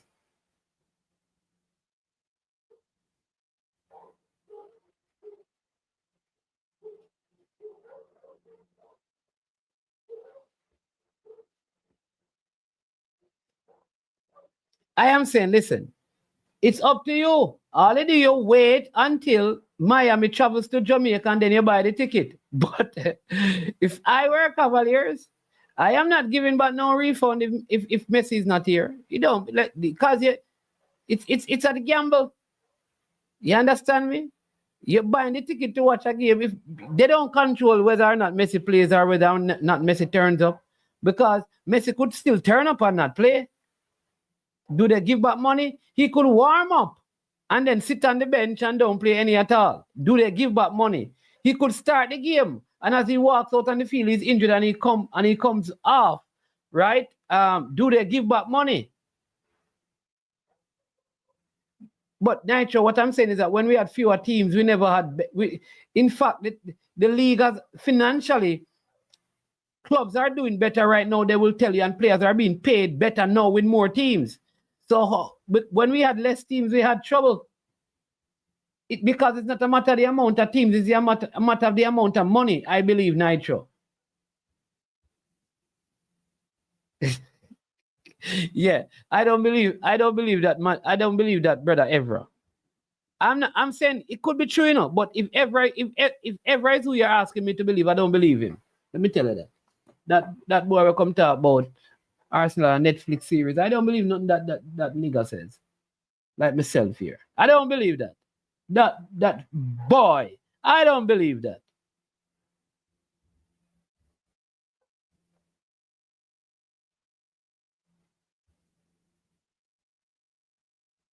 If I believe that Messi, I believe that Messi will come to Jamaica one day. Could be this day.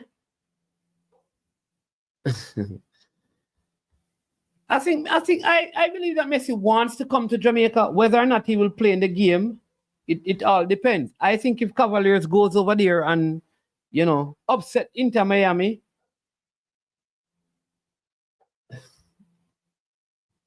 I didn't say I don't believe Joe. I said, why should I believe Evra? I want you to tell me because I believe you. You come and talk to me. I don't believe Patrice Evra. I believe you. That's all I'm saying. I don't believe it is wrong and I don't believe it is a lie.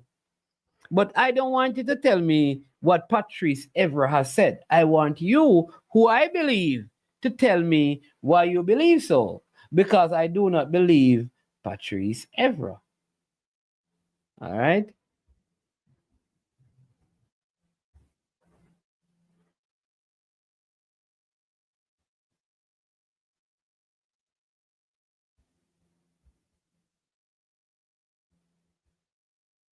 All right, I agree with this. I totally agree that they have to keep it close. They have to keep it close and possibly, you know, I think if we can 1-1, 2-1, you know, yeah, even if they get an away goal, it could help them create some buzz.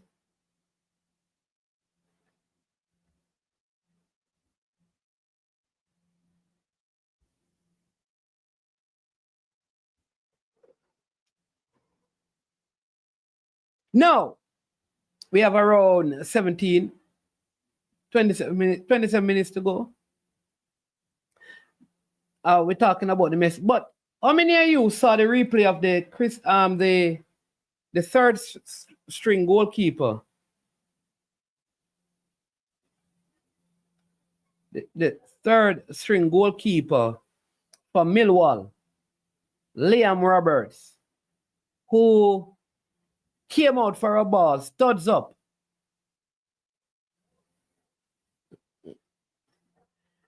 What do you mean why Evra? Hold on, let me talk. Why would Evra come out and lie? Let me tell you why Evra should come out and why Evra could come out and lie, or why he would do it. Because he come out and come style Arsenal. But Arsenal is like a Netflix. It's like Netflix.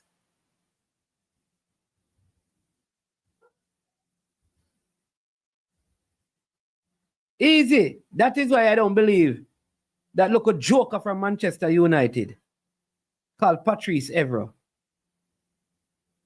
Okay? Let me tell you. All right? The first tag will be a minimum 5. All right? They should ban him for life. Mateta. the goalkeeper should be banned for life. Why? Why should the goalkeeper be banned for life? I disagree with this. Why should the goalkeeper? It's a foul, 3-match ban. I honestly don't believe the goalkeeper came out to, like, I am going to put my foot in Mateta's face. I don't think he intentionally did it. Looking at it, I don't think he intentionally did it. It's like a third string goalkeeper, and I think he just panicked and stuff. And it's a horrible foul, and he must get. What is surprising to me is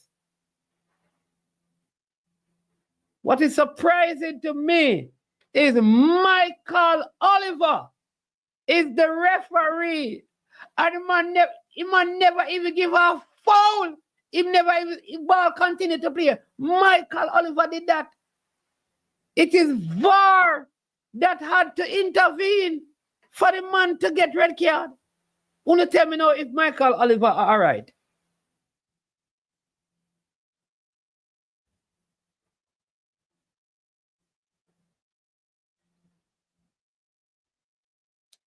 Boss, more than the goalkeeper, Michael Oliver need to be checked.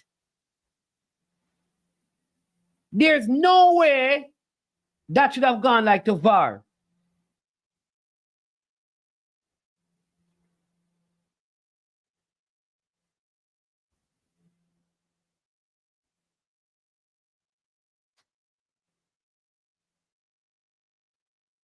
No way. So I think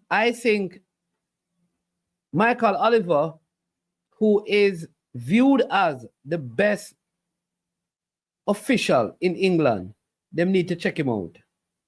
I'm telling you.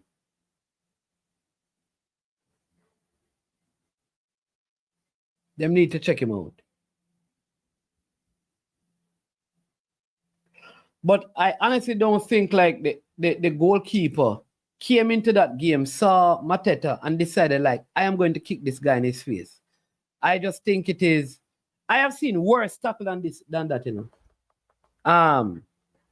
When Aaron Ramsey leg was broken, you know, at Stoke, you know, that tackle was worse.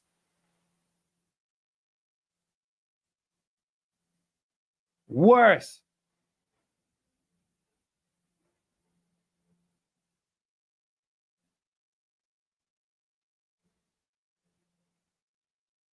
Worse.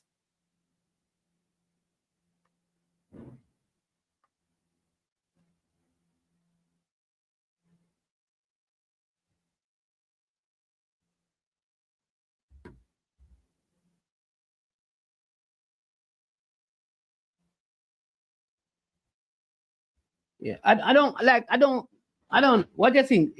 His foot was way too high. True.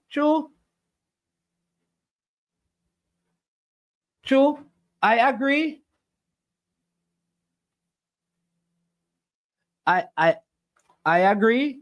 It should be, he should have used his head.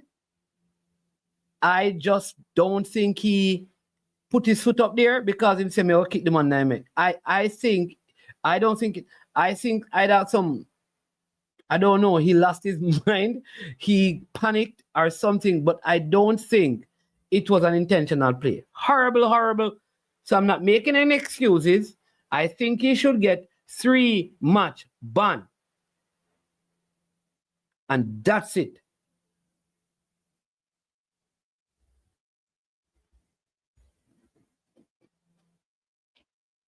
All right, 3-match ban. I think Michael, if they look at that and say, listen, this goalkeeper need to be banned for life, like top 10, I believe, like Nitro and top 10, I think are suggesting, then what should happen to Michael Oliver, who never stopped the game, who never gave a red card for that type of, if we're saying that this incident is so terrible that this man should be banned for life, what about the official who never even gave him a yellow card?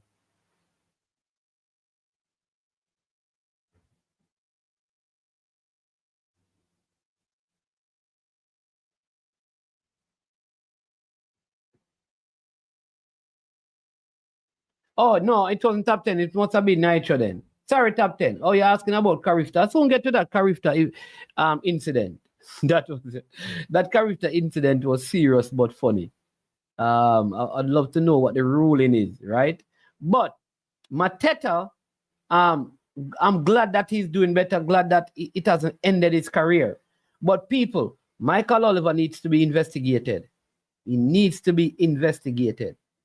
VAR should never, if we looking on with the naked eye, are suggesting that the tackle was so terrible that some people said that 6 months ban, 10-game ban, ban for life, and the referee who is right beside the incident never even gave the player a yellow card. Something is wrong with the referee. And I will say this, I've seen worse tackles in the Premier League. You remember how Aaron Ramsey, man, you think Aaron Ramsey foot broke, man? You remember against Stoke? Them man that try broke him on foot.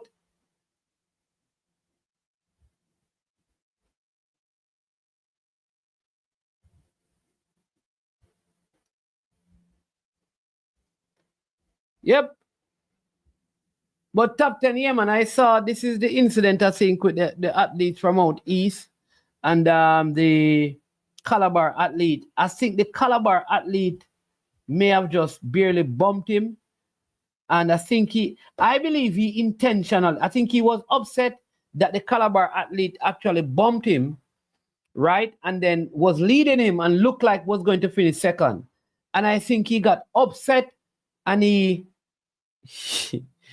tackled the Calabar athlete. So I don't think he's going to get a Carifta spot. I think they should give it to the Calabar athlete and he should be warned. I think they should warn him. That is it. He loses his Carifta spot and he gets warned.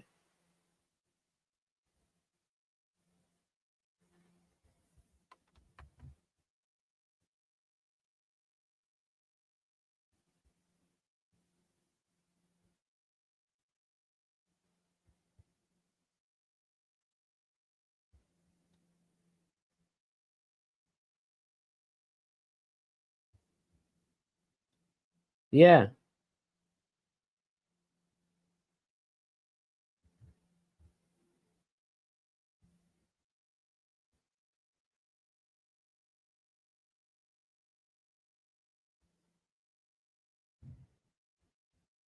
Let me say it again. I think I'm not banning him from no champs.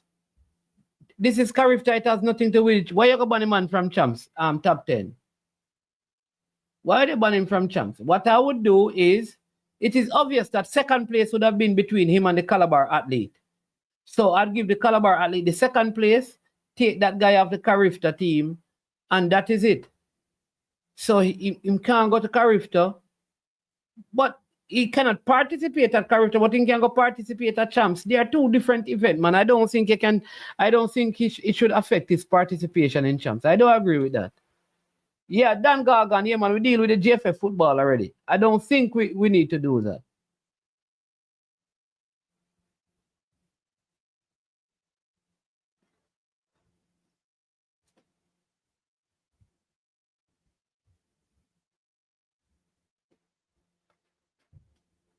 Yeah. Oh, he didn't qualify. So there you go. He didn't qualify. So I think the Calabar athlete should get second spot. That's what I believe. Or the Calabar athlete do some time trial thing.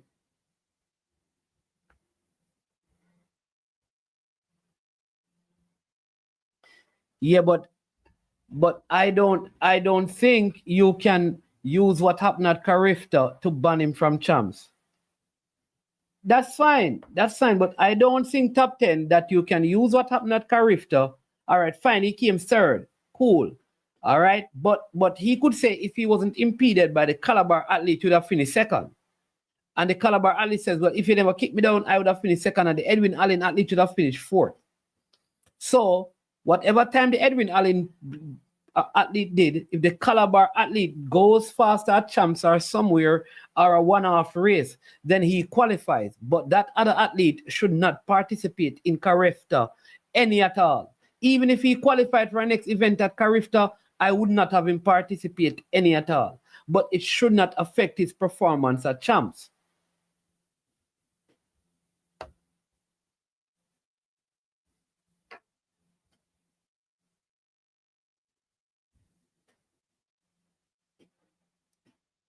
Yep.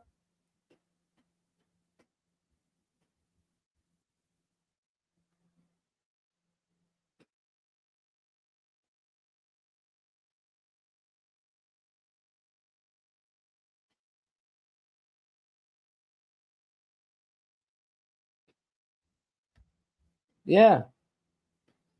See Jura saying the same thing.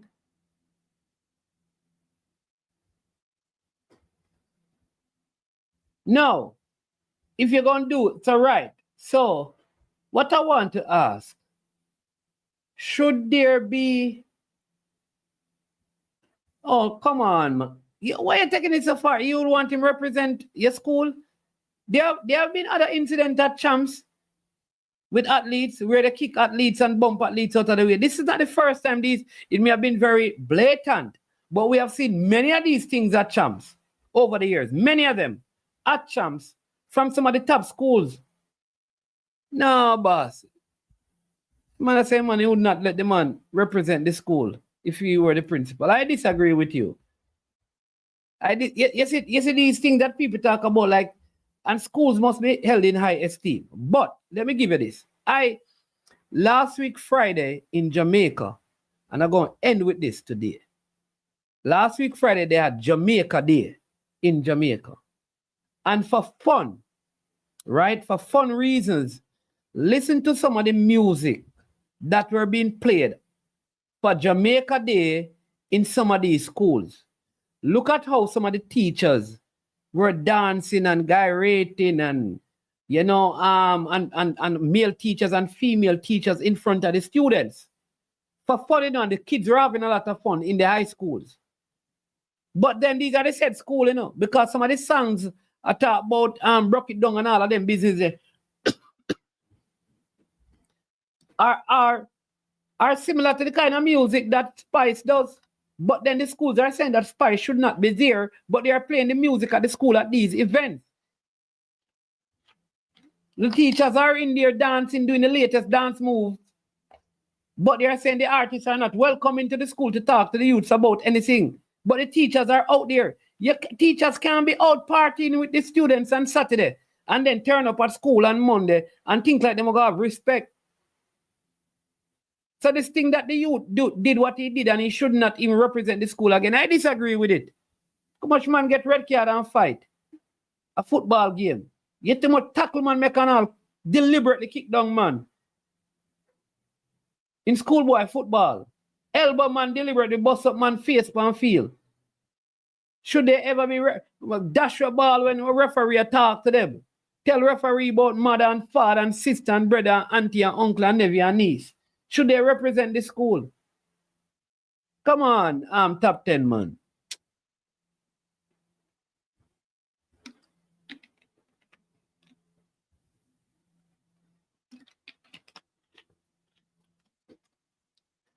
This is the first time the athlete probably believe him could have ever qualify for Carifta.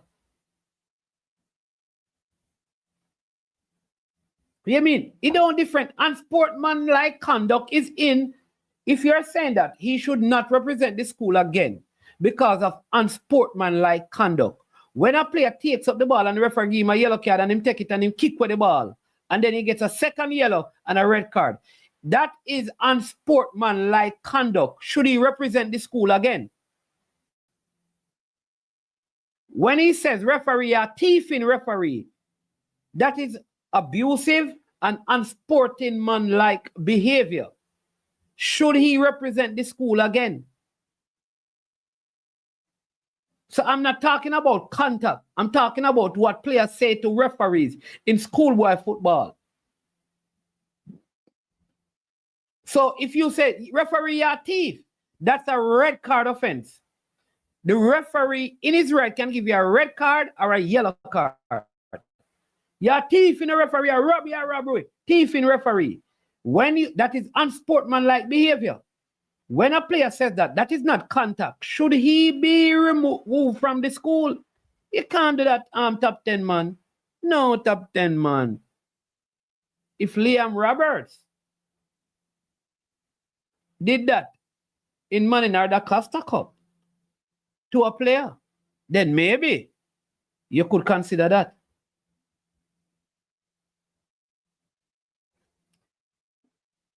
I don't think your argument is strong enough though, top 10. Because there are kids who behave worse than that. So when a child is seen boxing a next student at his school, should he be allowed to be in school again? When you see a girl and a boy a fight, should they be able to represent? You cannot. Top 10, I agree with you, you know. You have to call in and make sense of the one, you know. Make it make sense, top 10. Top 10, you have to make it make sense. Because right now, top 10, it now make no sense. People, hit the like button now. Nah, Musa. Hit the like button. We're getting ready to close the show. So hit the like button, subscribe, and share. We are what? 58 likes? We can do better than that, man. We need at least 100 likes on this video. So go ahead right now. Hit the like button. Yeah, hit the like button. But that's what I'm saying. So, when kids are unsportsmanlike, should they represent your school?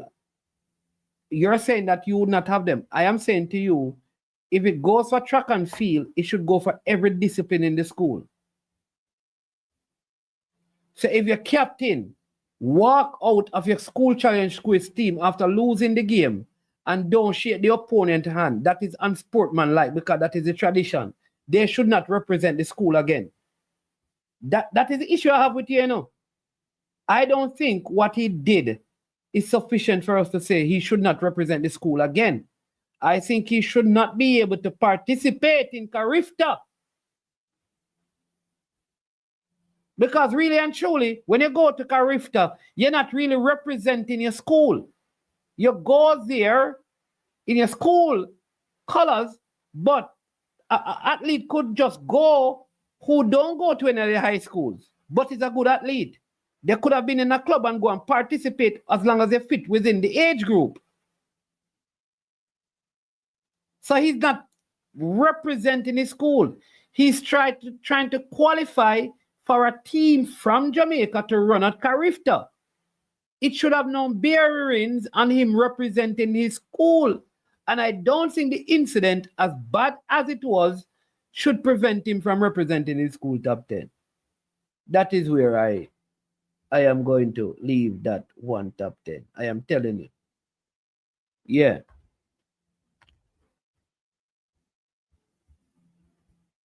Yeah? All right. No.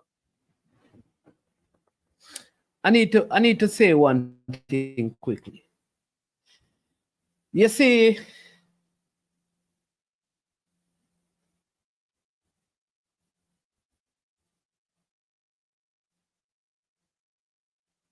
boss, all right, Drew, I can understand you. But not all unsportsmanlike instances are the same. All right? True. It is the same way people are saying that Antonio Watson, what's his name? You remember when he won and he had his gunting pointing, people are saying that he should not it's not a good representation of the school. So I don't, these things are so marginal for me. I'm not even sure that we have to be very careful. Let me say it that way before we do that. Boss, people do all kind of things in them school uniform and school gears. I am telling you, players that tell other players about their mother and them school gears.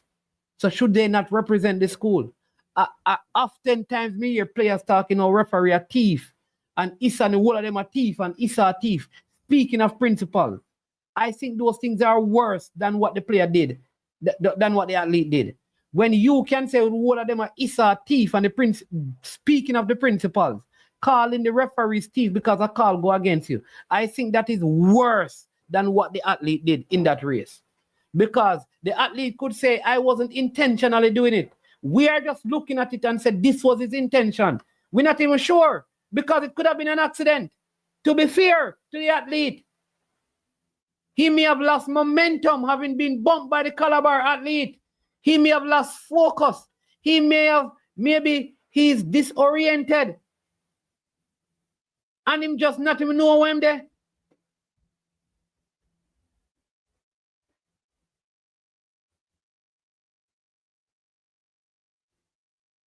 It could have been an accident. I kid you not, it could have been an accident.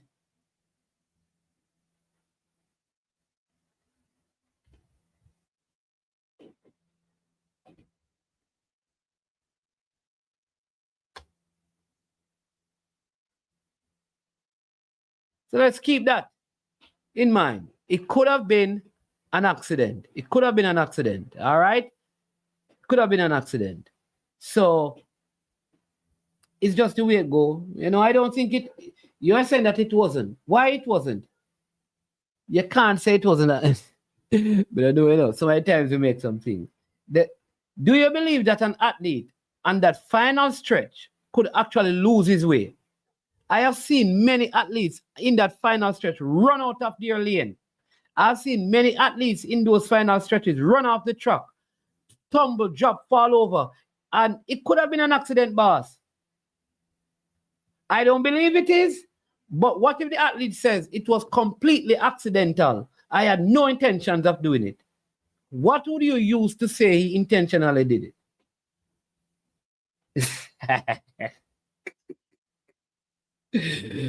I want to say about lose his head.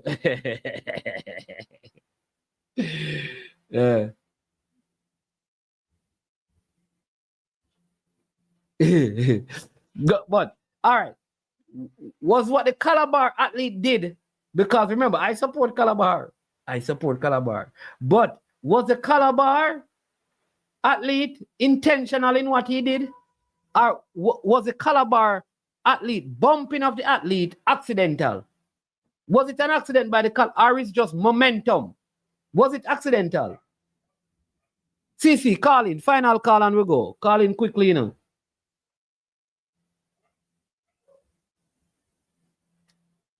We're going to hear from CC. What kind of legal counsel him can give? CC, talk to them and give them some legal counsel on this matter. I mean, say, you know all things legal.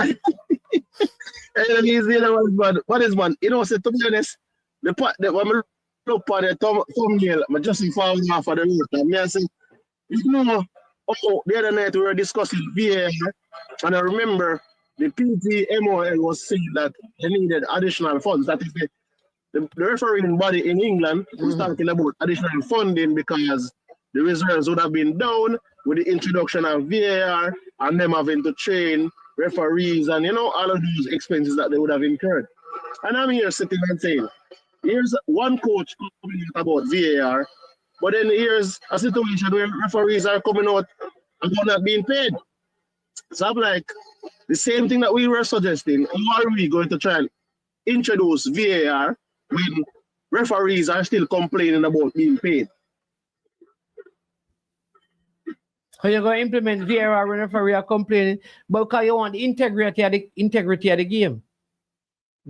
No, but I'm put it to you, man. I'm saying that it seems like there's lack of funding to pay the referees on time. So where the funding are going to come from to train the referees to utilize the VAR system? It could be a completely different organization. What if a body want to come in and do that?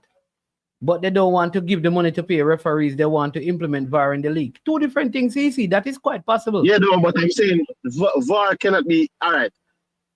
I don't think you should be implementing VAR in the league and it's not through the referee association. No, I'm not saying that it would not be through the referee association. But like FIFA could grant funds to have VAR in Jamaica as an example. But they're not going to give referees money. They're not going to pay referees for refereeing games, but they want VAR to be implemented, so they take up the cost of doing that. and they take up the cost of training the referees to utilize the VAR Yeah, system? because referee FAs and federation do that. Remember, the JFF could also change refereeing that, you know. All right, remember, management. The FA, the Premier League, and the EFL pumps money into the PGMOL. Yeah, but then all right. So here's the thing, here's the problem that you and I are having. You're having two different discussions because you're using what happens in England to say this should happen in Jamaica. So this is where so we'll talk about Jamaica. All right, so in Jamaica, I am saying, right? Ideally, we're not in a position to have VAR. But if we cannot say, okay, we can't pay referees, so we should not have VAR. Because you could have VAR because where the resources are coming from to do VAR could be through a FIFA-funded project. Yes, but is a referee if he still use VAR? Yeah, so it's a FIFA referee, it's a FIFA project. So FIFA could say, all Caribbean islands, we are going to provide all the equipment, we're going to provide all the training, right? But it's not up to FIFA to pay them to operate it. So if I am going to sit at the VAR, it's not up to FIFA to pay me. It's up to the PFJL to find the resources to do it, or have the clubs when they have home games do it. So I don't think having one really addresses the issue with the other. All right, so I understand you're saying if FIFA could come in and provide funding to get CONCACAF. But I'm still saying that the problem is still that you won't have no referee.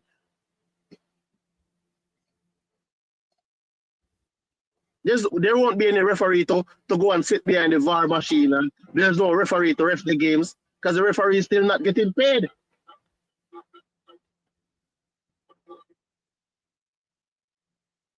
So the big problem, I think, is because right now, what I think is just the whole logistics of it. Because if you're saying they get their funding, and then when they get the funding, I think you would have given the referee body the money from. But big up Danny Dread. Do you know that there are already people in Jamaica who can use the VAR, CC? There would be possibly people, because I think Officiating Nation is one of those persons. Remember that Officiating Nation is a referee who had ref in the CONCACAF Champions Cup, you know. Okay. So you would have to get the training. No, but he's already trained. What Danny Dread is saying. No, I know, man. I think he would have gotten the training through CONCACAF. Yeah, so FIFA could say, listen, we want all of these nations and we will provide all the equipment to have VAR operate in Jamaica. Well, I mean, as I said before, it's you say it's twofold, but I just think the payment of the referee thing, I think from the beginning of the season, when you secure sponsorship and you're paying over the money to the referee association, I would have thought that the money that the referee association get at the beginning of the season would cover whatever fee they charge for the year, and then the referee association pays the referees to go to these games and the match officials. So during the course of the season, that would have been tied up from the beginning of the season. Okay. Because look at, we're going into the 20. All right. So for example, management, this season finish, and we are going into 2020. What is it? 2026 season, 2025, 2026.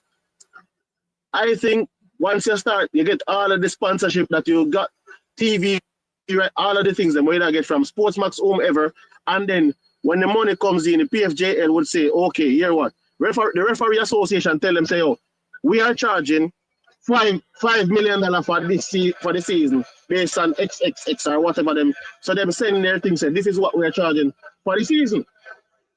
The PFJL say, okay, and pay them for the season. Yeah, but you know, yeah, but you don't know that they know. Yeah, you don't know that if the PFJL don't have the money this season, how are they going to have it at the start of the season? How do you? So I'm saying that's why I'm saying that the deals tied up before the season starts? Are they still doing deals during the season? They do deals during the season, and a lot of the deals that they do, my understanding is like even the the Ray and Nephew sponsorship. The Ray and Nephew was they got forwarded money. So a lot of that money was given to them because they had debt coming over from the massive concert that they had. But man, this is the primary problem is that during when the season starts, there's not a concrete there's not a budget which can cover concretely the referees and certain type of expense before anything else. Because I'm thinking you should take out the referee money and all of them expenses before you give any other money to the clubs. So the referee should be covered for the season.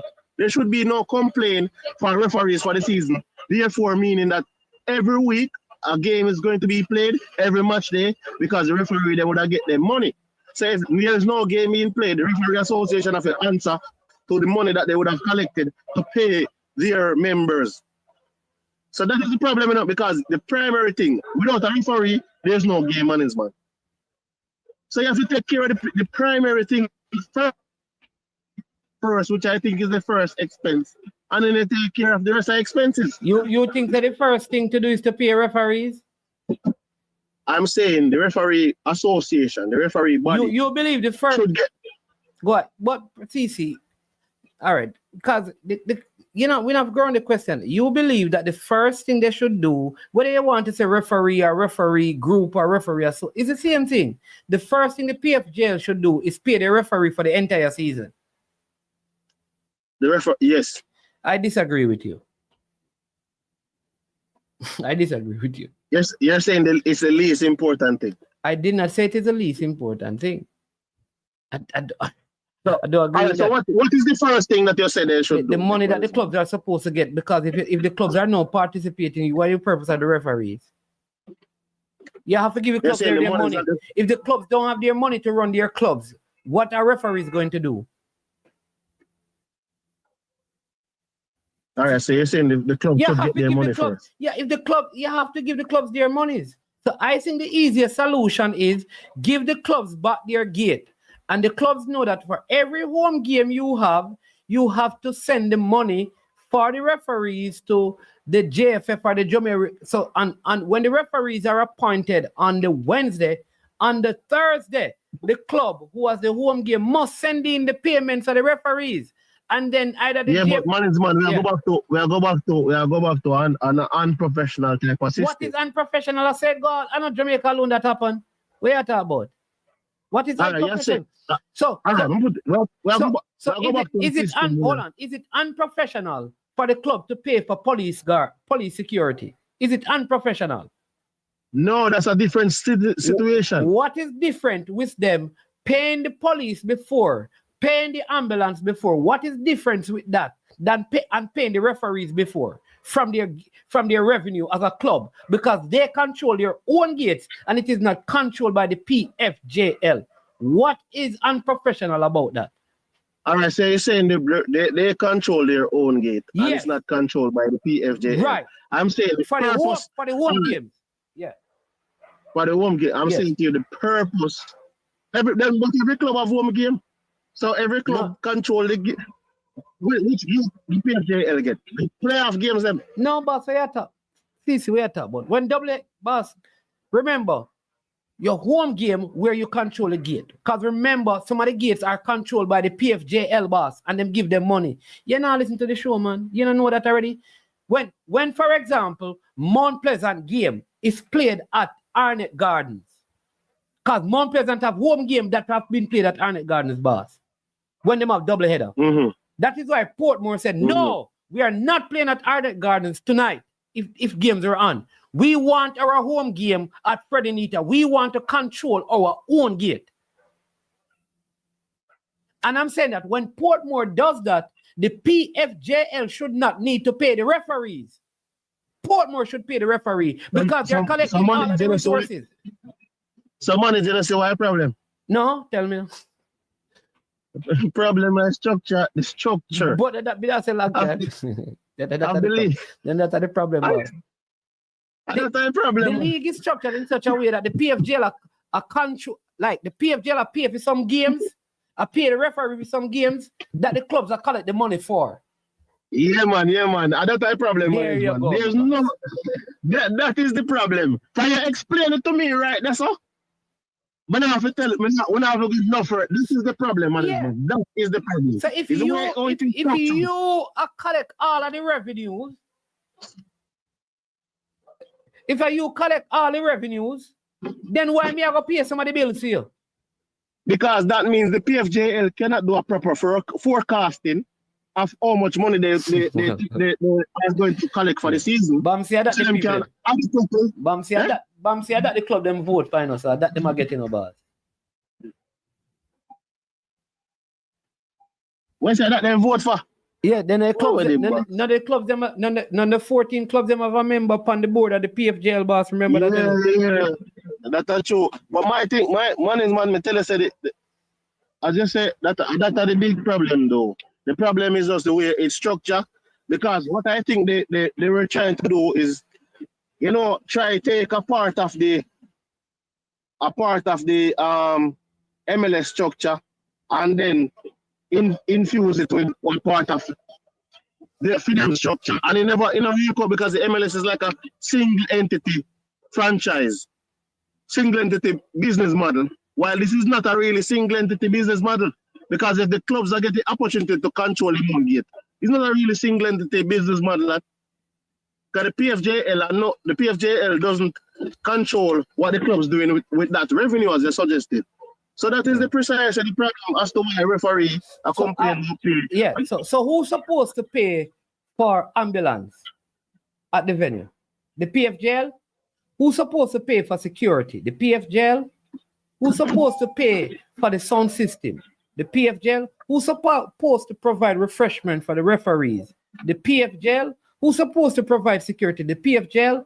So when they provide all of that, who controls the revenue that comes in from the game? The club? That structure don't make no sense, boss. That can't make any sense. Can't make any sense because you're asking the PFJL to consume all of the expenses. So it is simple. It is simple. Two things. The clubs will have, say the clubs have 10 games, home game for the season. Right? The fees per referee and an assistant referee is known. You have 10 home games, right? Which means it is $40,000 for the 4 of them. That's 400,000. Two things must happen. If the PFJL is giving you money for those games, they can say, we are going to take the referee fees from it. Or you can pay us half the money, and then when 5 games are completed, you pay the rest of the money. That money is paid over and paid out to the referees. I then go to the Jamaica Referees Association and they pay the officials that they assign, or it goes to the JFF and the JFF pay the referee, or they said PFJL. But what cannot happen, I believe, is that clubs control the gate and then other people pay the bills. That don't make no sense. It kind of is set up a way, man. It's set up a way because I'm looking at it like because when I mention England system, we don't talk like the Premier League. The Premier League itself would put the money into the referee body, but the Premier League money that they put into the referee body comes from monies that they would have generated through the Premier League. Yeah. So whatever fees and stuff, but then everybody in the Premier League controls their gate. So it's for me. That's why I say when it come on to the sponsorship thing, is either everybody has a control and gate management, and when you look at the sponsorship and the monies that comes in, a percentages go to pay the referee, and then what is left, you distribute it amongst the clubs. But you have to have that. Either you let them know that, listen, out of the sponsorship money, right? We normally would give you $1 million. You have 10 home games, we're going to take out the referee fees out of the $1 million that you're going to get. And you get 600,000. But we cannot give you the money and then we have to pay the referees. So that is the problem. So it's either, I just said, they must go set it up a way where whenever home game, each team have, we expense that out. We expense that out and then we give you the rest. And you can't complain because you would be benefiting twice. Because you would be getting the money from the sponsorship and then you would be getting the gate receipt. And anyway, see me, I've got running about. Here's the biggest problem. Jason Guna said it, and I think Jam PL fan said it, and Bam said it. Up to this point, there has not been an official statement from the PFJL boss. That is a problem. The referee has stated their position. The president of the JFF have spoken. Right? The general secretary of the JFF has said, we have not received anything in writing yet requesting us to intervene and pay the money. They haven't even requested, and we still have not heard from the leadership group of the league anything official. That is one of the things that. But we have to run right now on a CD. When I say CD. CC. All right. So people, listen, we have to run, you know. Big up yourself. Yeah, man. That film to you, Paul Edwards. Well, you're there under your bed. And you reach here, what? 6:09. If you join the show done. Talk your talk, but the show done. That film to you. Next time you must reach early so you can talk your talk. So we can tell you about your foolishness you are consider. You understand me? Big up yourself, everybody. Issa Ali, Jason Guna, top 10. Everybody, bam. Big up yourself. Enjoy the rest of your birthday, my boss. You understand me? Gunner's boss calling CC. Yeah, man. People, have a blessed day. I am management. This has been I Am Sure Sports. And to every single one of you, when it comes to the end of the program, we say we are over and we are out of here. Yo, watch about dog, SK New heard this. The body out there, Sniper King I represent for I Am Sure Sports. You get to me, I say, when you want the latest news and sports and updates and all of that, check out I Am Sure Sports. You know the thing goes in. Remember, cover the whole island. Remember Kingston, Westmoreland, Galchester, Ocho-Rios, Galtigo Bay, everywhere. I Am Sure Sports. Check it out for the latest news and latest updates. Sniper King I represent. Where them feel like, ha. Yeah, someone on for the food from young, from where they knee height. I Am Sure Sports. Yeah, dog.